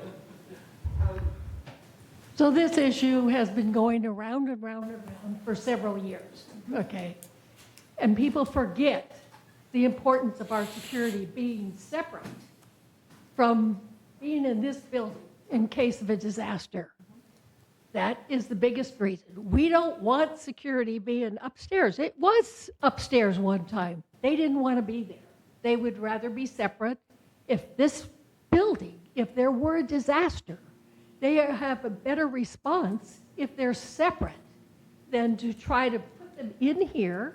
Not only that, there's been a lot of complaints when they were up there because people don't want to see the security people running up and down the stairs, okay? The other issue is parking. Where are you going to put 141 cars, okay? There are a lot of cars for security. So you can't put them here. We don't own the parking lot. So there's a lot of things that are not being thought about in regards to building E. And I'm going to say again, the location is the best location, and that's been proven and said over and over again. Not in this building, okay? Thank you. Thank you, Bunny. We'll take your advice. I'm telling you it's an issue for me because I've seen this for years. But look, we are a brand new board, Okay. only here for the last few days, I would say. It's not even a month since everybody was elected. So we need to all calm down and review this correctly. Out of the last board, there were only 3 members who are on the board from the previous board. Okay? So No, I'm just passionate I about understand. it. I understand. I So hear you. I hear that kind of almost like anger coming out. No, I'm not angry. Yeah, but it almost sounded like that. So I want to make sure you understand that everybody here needs to know and learn whatever they need to before they make a decision. Just in Yes. response to Bunny. Bunny, I was going to say Bonnie. Bunny, thank you. The emergency operation plan requires actually for us to have not only an operations center, but a backup location for an operations center. And so regardless if it's out there or here, and with today's technology, that I did that all the time. There was always an operations center and an emergency operations center. It was two different locations. Correct. And we got to do the same thing. It's not just one location. Thank you. Yeah. So it's a brand new ball game for us. So we'll get it done. It's taken how many years now, Manuel? 4 years, 5 years? Sorry? Back to square one. Not the square one, but we'll 2011. work faster. 2011. But I'm also trying to... 2011, okay. Somewhere around there. But how many years has the staff been in this rental place? 2 years? About that. So far? Yeah. And they are working out of that place, and they're not going helter-skelter, they're still there. But they can do it. And we'll talk more about it and get it done. And I know one thing which I want to emphasize is that if I take a project on hand, I want to get it done. That's the bottom line. I don't want to dilly-dally and waste time. So, team, I want to talk to you about that if we take this project on hand, we will get it done. Okay? So, with that, do we want to vote now? I'd like to comment. Or you still have, okay, go ahead.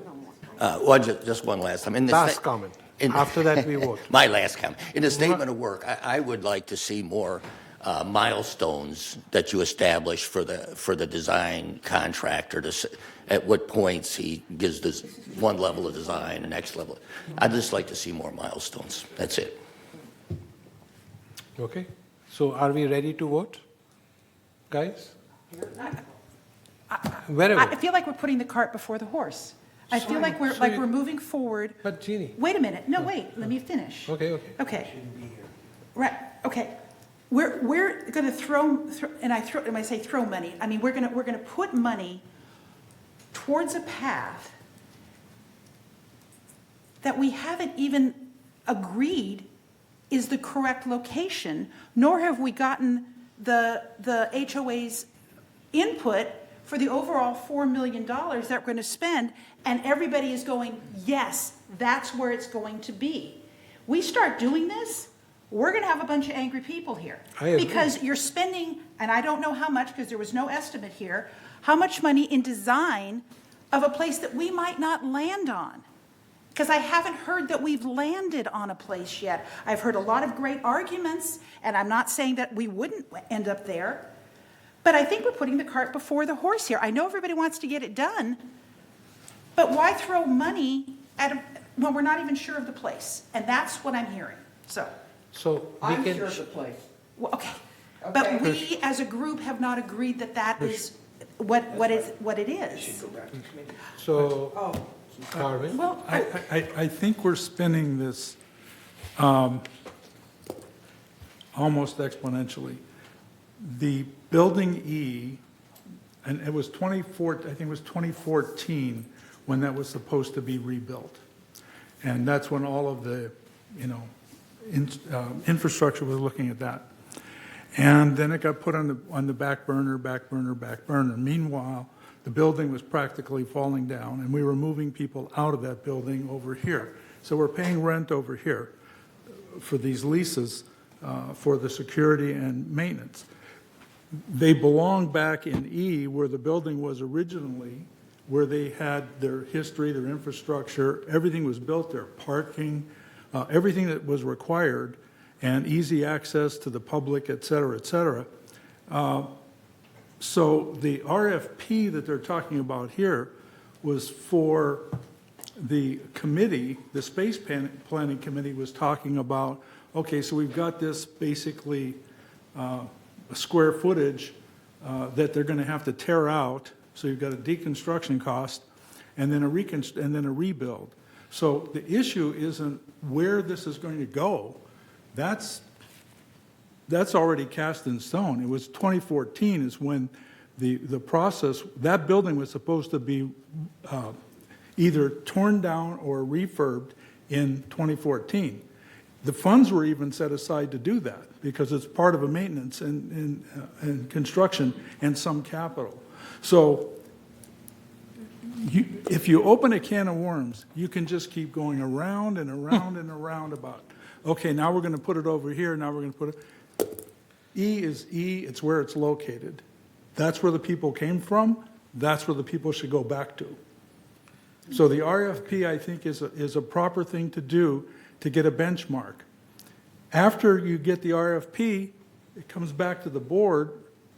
Then the board makes the decision whether they want that building to be there.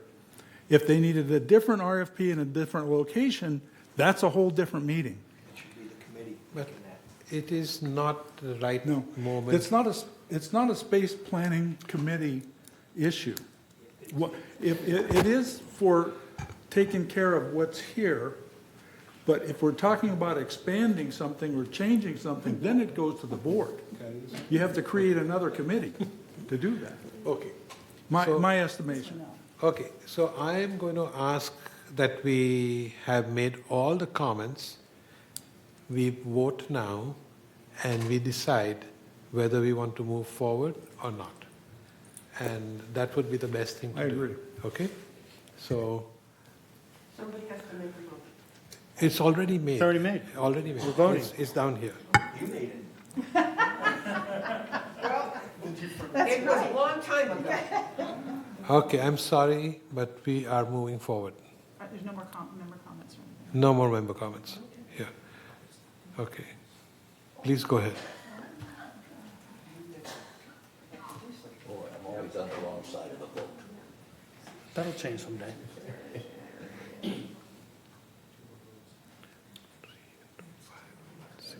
Somebody has not voted. Okay.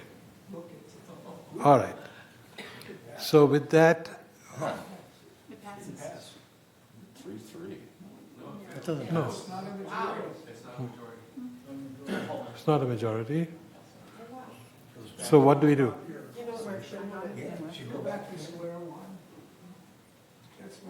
So we have John Kelso on Zoom right now. We're just trying to get him to jump on. He's not here. He's on Zoom. Okay. John, do you want to provide your vote for this item? I approve. Okay, thank you. It goes forward. So the motion passed 4-3 Okay. to 1. Okay. Thank you. You won. You won one. But it was by a hair.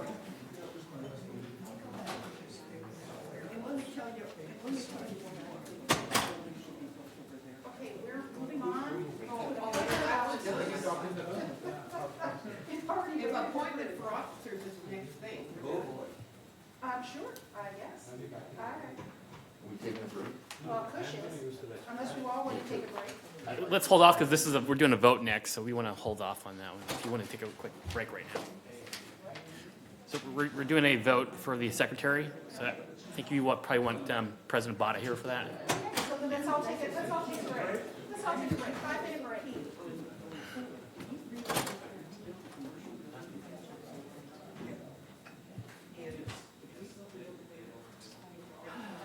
Building D.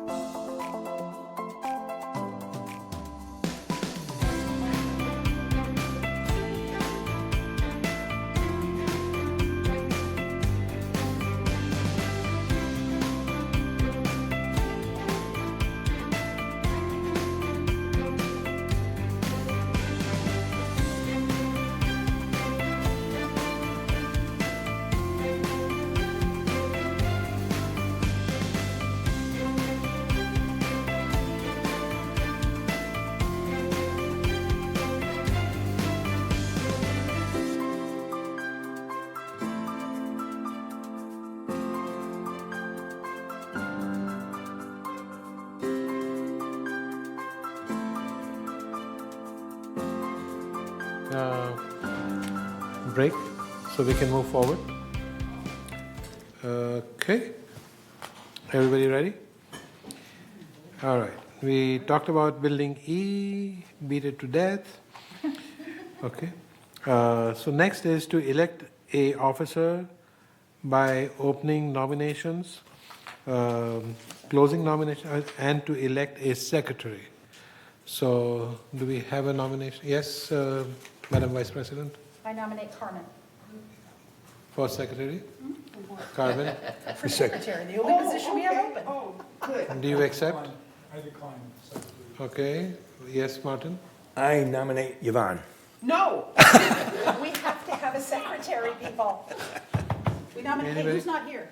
I nominate John. John Kelsall. He's on here.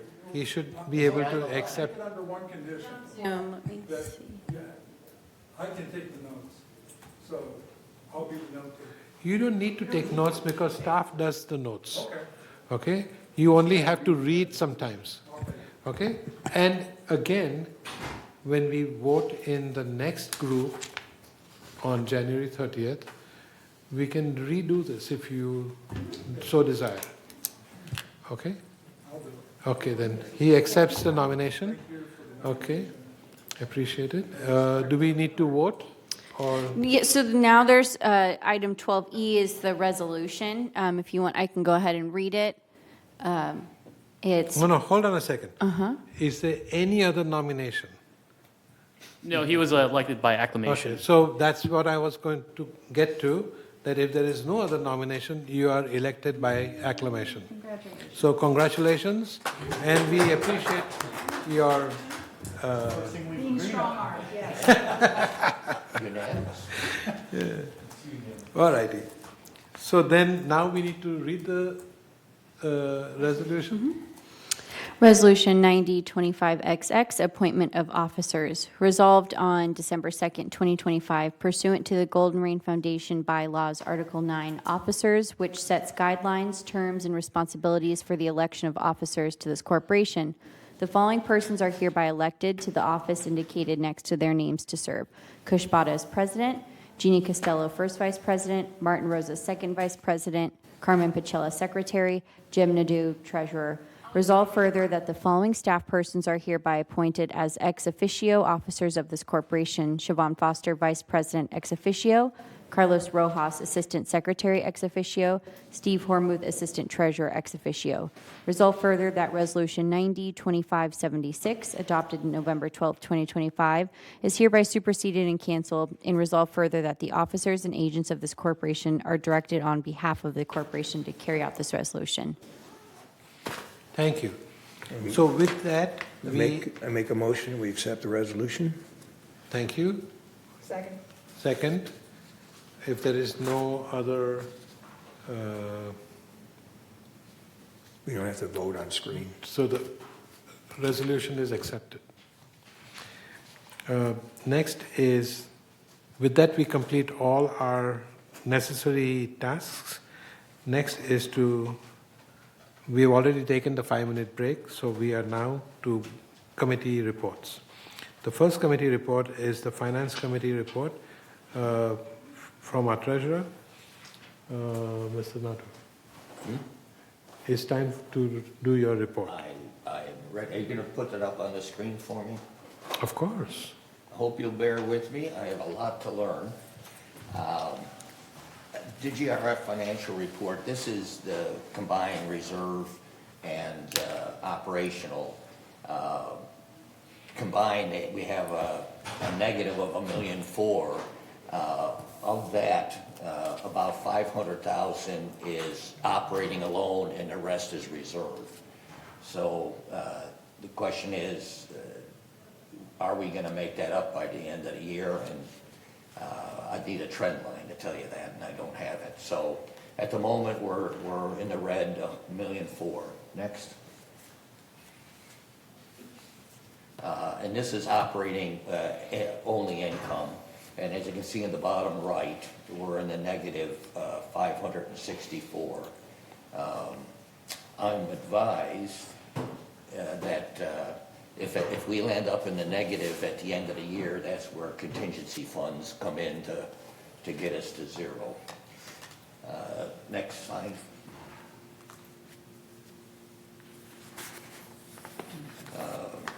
There's considerable detail in the write-up, but you can see the employment compensation, other expenses are the timing of staff usage, fuel and oil, miscellaneous revenues, insurance. The new insurance came into effect on 1st of October, and there were increases in the insurance costs. We all understand utilities and telephone. Interesting, I learned something new.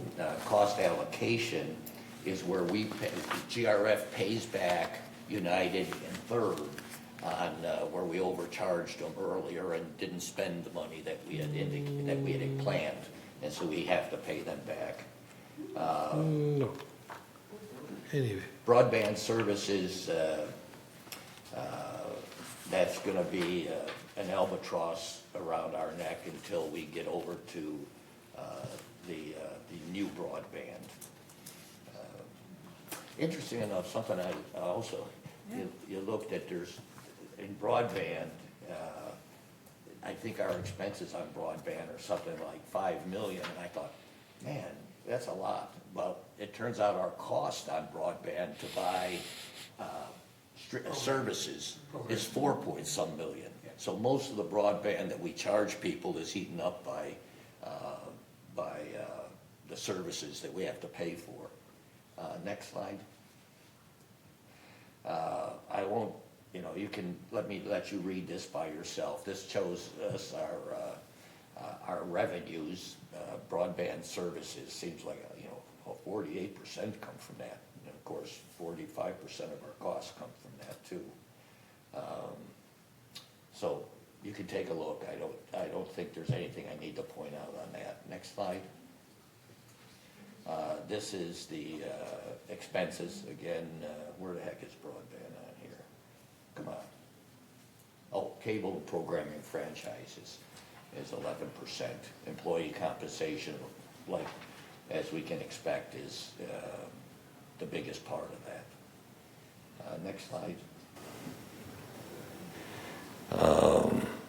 These are the funds in the reserve. The trust. Am I echoing? The ending balance. God, is that me or is that?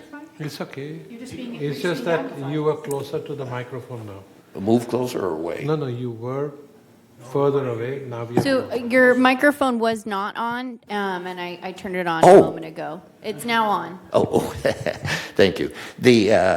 One of the things that the Finance Committee will be addressing is the $15 million, $16 million in trust facilities.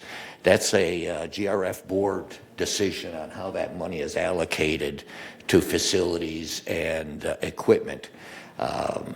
It's been a while since there's been an allocation, and we will work with Steve to determine when we need to do an allocation and what that allocation needs to be. And the contingency fee having $2.8 million in it. Okay, next slide. This is the resale history. We can see we're down a little. I doubt if we'll catch up with previous years. I think 24 landed up being close to 760 as the total number of homes sold. We'll probably pick up another 100 this year, but we won't be as high as 23 and 24. Next slide. Fund encumbrances. I'm going to have to talk. I'll just talk easy with you. I have to talk to Steve about this. What this is telling me, and I haven't had a chance to talk to him, is that we had an appropriation for 2025 of $40 million from reserves. Or no? Yeah. Well, 29, total, you're right. I shouldn't add those two up. Yeah, we had total appropriations of 30 million, and that is a lot of appropriation out of reserves. But the remaining that we haven't paid, so we've paid 19 and we owe them another 10. We'll talk to him later. Next slide. And this is the distribution between the trust fund, the facilities fund, and the equipment fund, and then to the right is the contingency, and you can see the relative size of each one of them.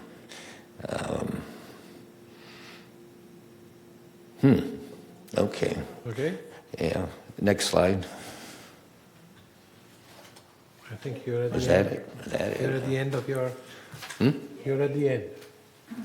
Thank you.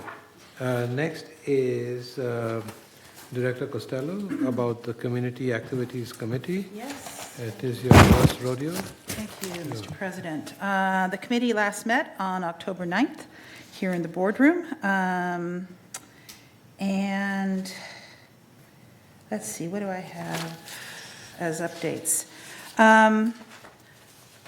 One of the things that became evident through member comments during that meeting was the brand-new updated bocce courts are basically unplayable per the bocce members because they're not level.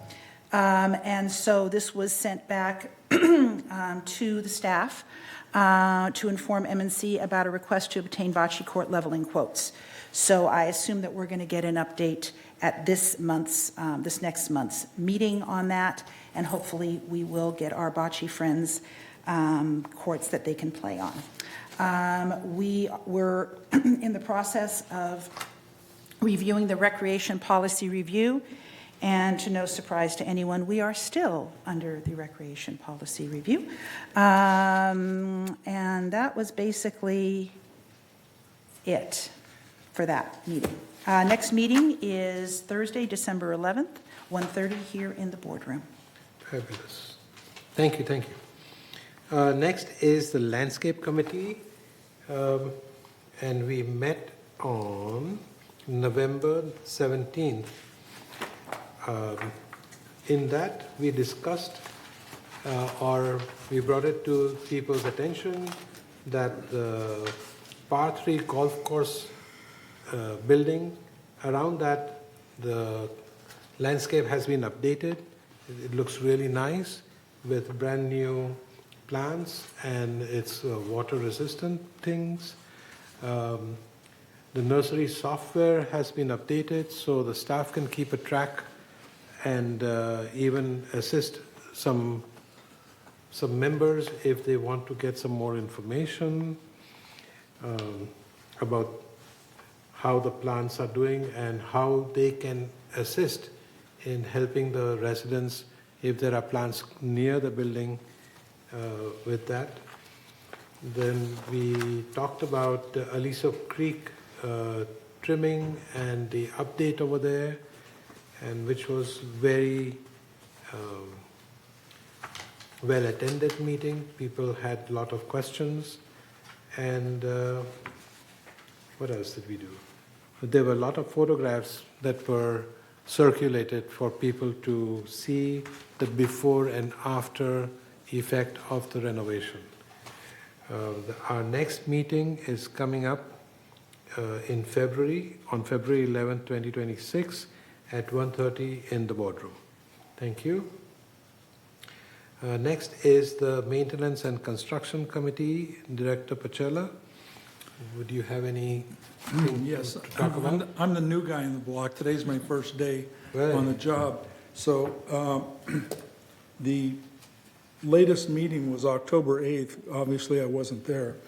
But I did some research and noticing that, this last weekend was a holiday week, and I missed meeting with Manny Gomez to talk about that meeting.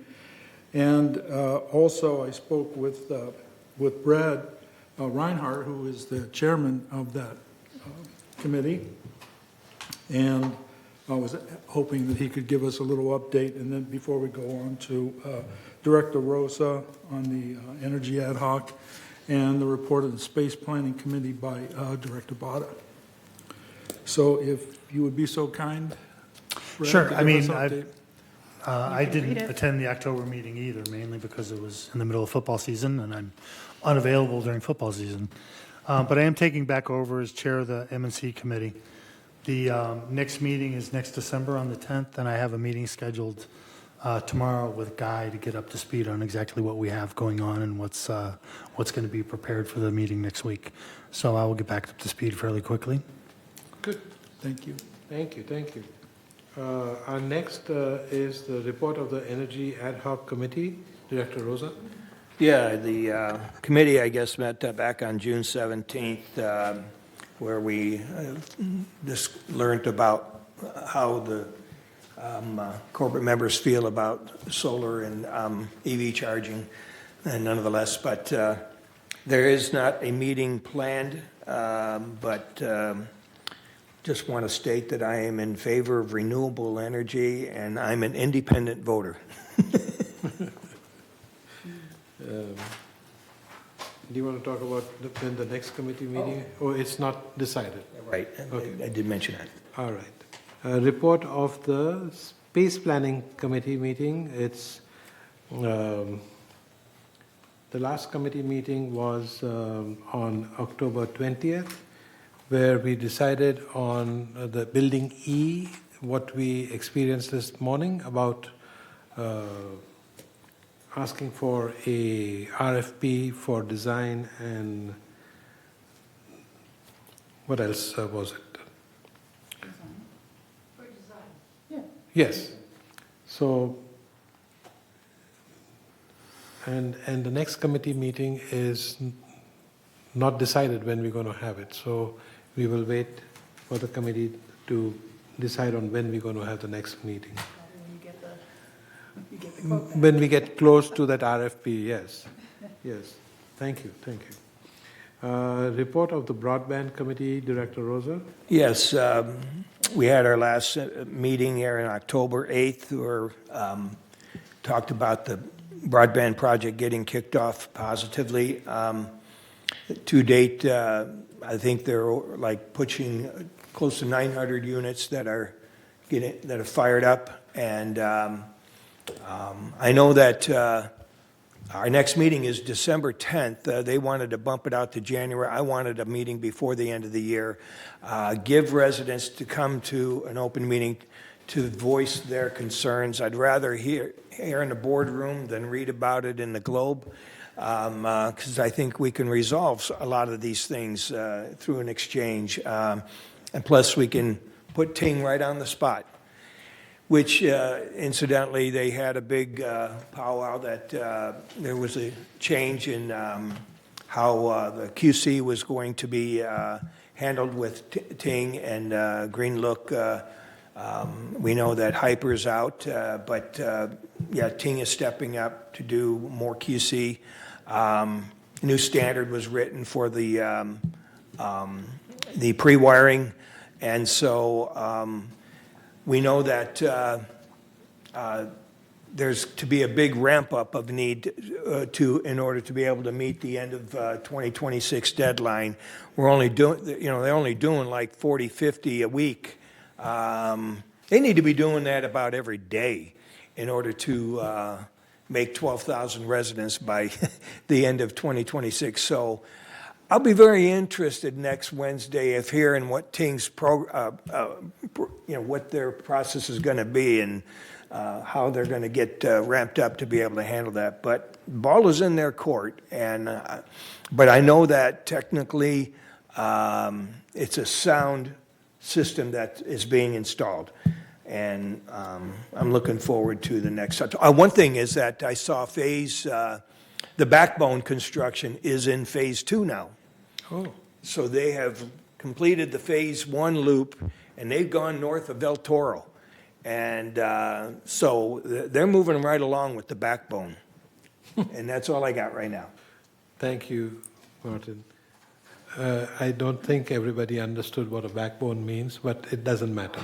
Okay. Well, Out excuse of me. 18,000 people?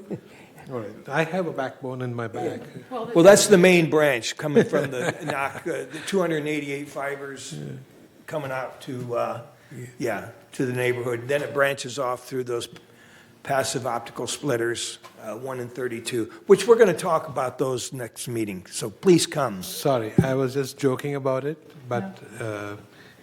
Anything else? Okay, thank you, thank you. I am concerned because as of the weekly update report I got this morning, 837 manners out of 12,363 are active. We're at week 29. Yeah. So we definitely need to start moving these ahead, and it's up to Ting to figure out how to do it, to stay on track. I have some thoughts, maybe we'll discuss that a little later, but let's move on. And report of the Mobility and Vehicles Committee, Director Yes, the Costello. committee last met on August 6th, and the main item of discussion was we were considering a supplemental appropriation for the replacement of utility vehicles. Jose presented a request to approve the replacement of 7 utility vehicles at the supplemental appropriation of $115,500. The committee approved that. I understand that it was rejected at GRF level. Also, the committee has instructed the staff to conduct a comprehensive review of after-hours services provided by Boost, specifically focusing on the volume of riders and the number of trips provided. As we will see in our next meeting for mobility, because I did see the numbers, Boost ridership is going up, and the number of people that are using the Boost app going up. So that's good. That's definitely good. And our next meeting is Wednesday, November 5th, so that's tomorrow at 1:30 here in the boardroom. November? 3rd, December 3rd. What did I say? December 3rd. I'm sorry. I'm sorry. We missed November 5th. The meeting is December 3rd. That's right. So Tomorrow. why don't you carry on for the All security? right, security and committee access, again, like Carmen, I was not on this committee. I am now the chairperson of it, Lord help me. In case you missed it, we had a huge number of people in the boardroom who were vehemently against the gate automation program. Vehemently, yes. And there we had the previous GRF board approved to abolish any going forward at this time. Okay. Security statistics, one of my favorite things. Notice of violations. The number one violation here is failure to obey the stop sign. 38% of all the citations issued from August 28th to October 12th were failure to obey a stop sign. So please, you don't need to get anywhere that fast that you should not be obeying stop signs. And compliance from July to September, the compliance had a total of 2,085, with clutter being the highest of those violations. Wow. I know, I found that interesting. Noteworthy incidents, shout out to our security services department. They had the great shakeout on October 16th at Clubhouse 1. From all reports, communication was good, great actually, during the mock drill, so that's good. One of the things for items of discussion, currently security services is actively recruiting gate ambassadors. There are 3 shifts in the department that are fully operational 365 days a year. So if you are so interested, it pays, I think, $18 an hour. If you're looking to pick up some money, they could use your help. And there are 250 security cameras strategically placed around the community. I cannot tell you where. It's confidential.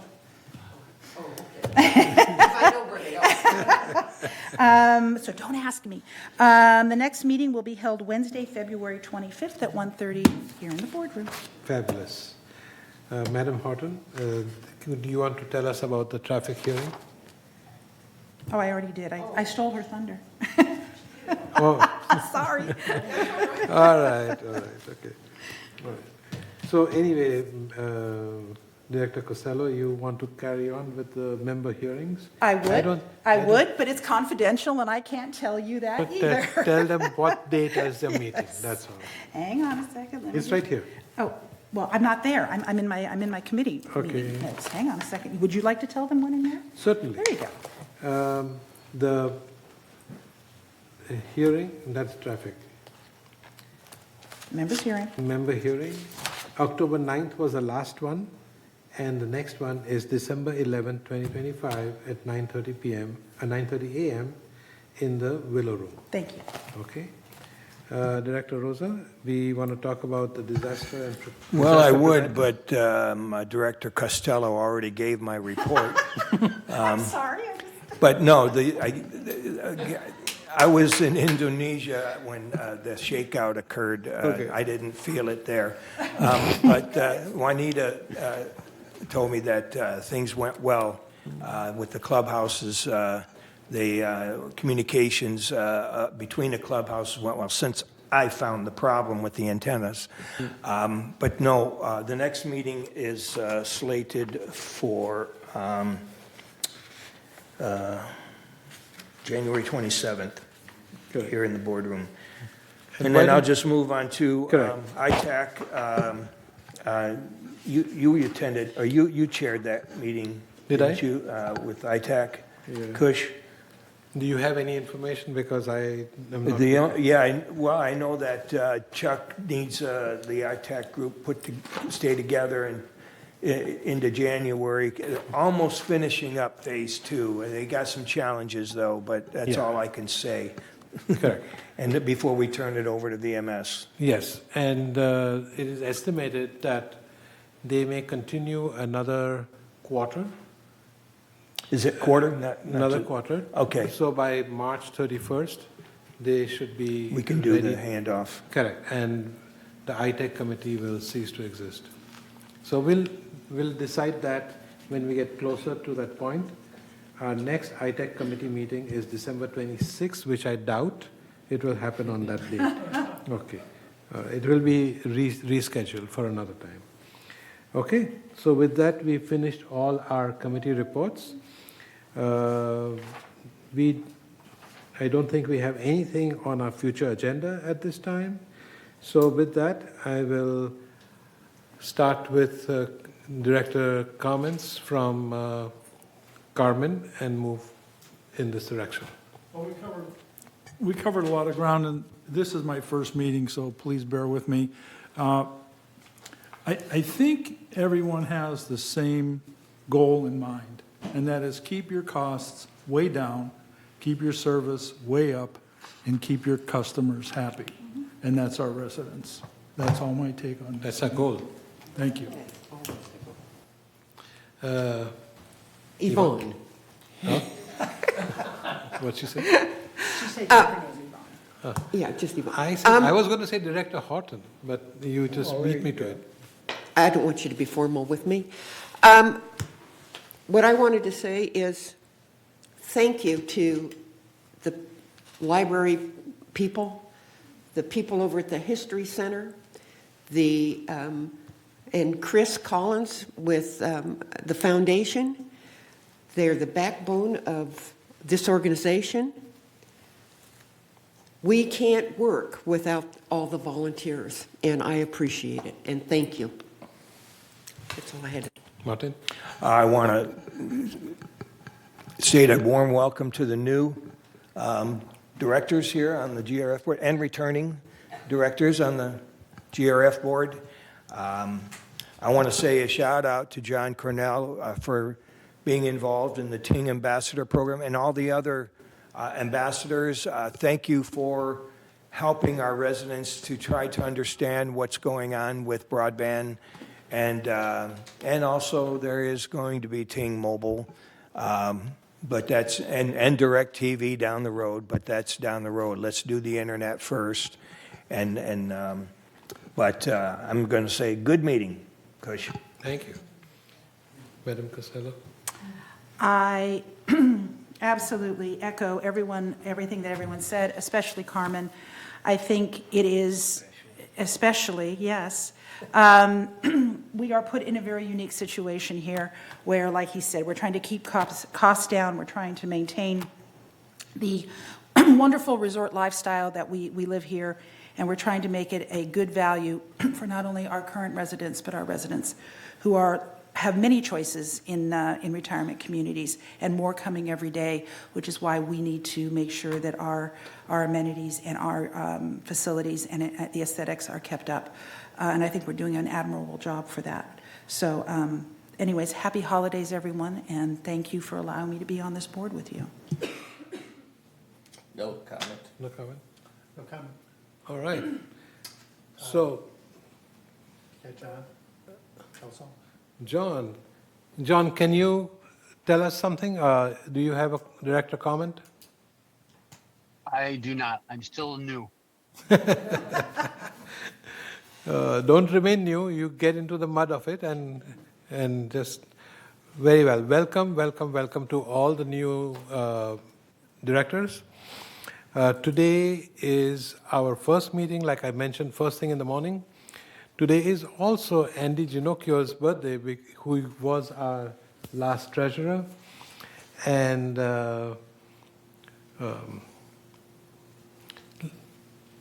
we all have the same goals, which we all heard over and over again.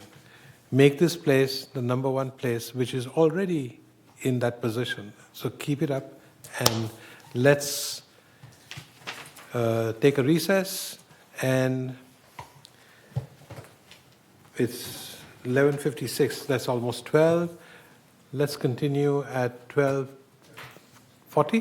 You guys have several appointments, so 12:30. 12:30. That gives The you guys. appointments are much later. Okay, let's go up and continue eating if you haven't finished. It's okay. We haven't started. When we go, no, what I mean is when we go up and, all right? I need to use this. Meeting recessed. So, I would recommend that all of you read. Well, hi, Bunny. How are you? Hello, bye.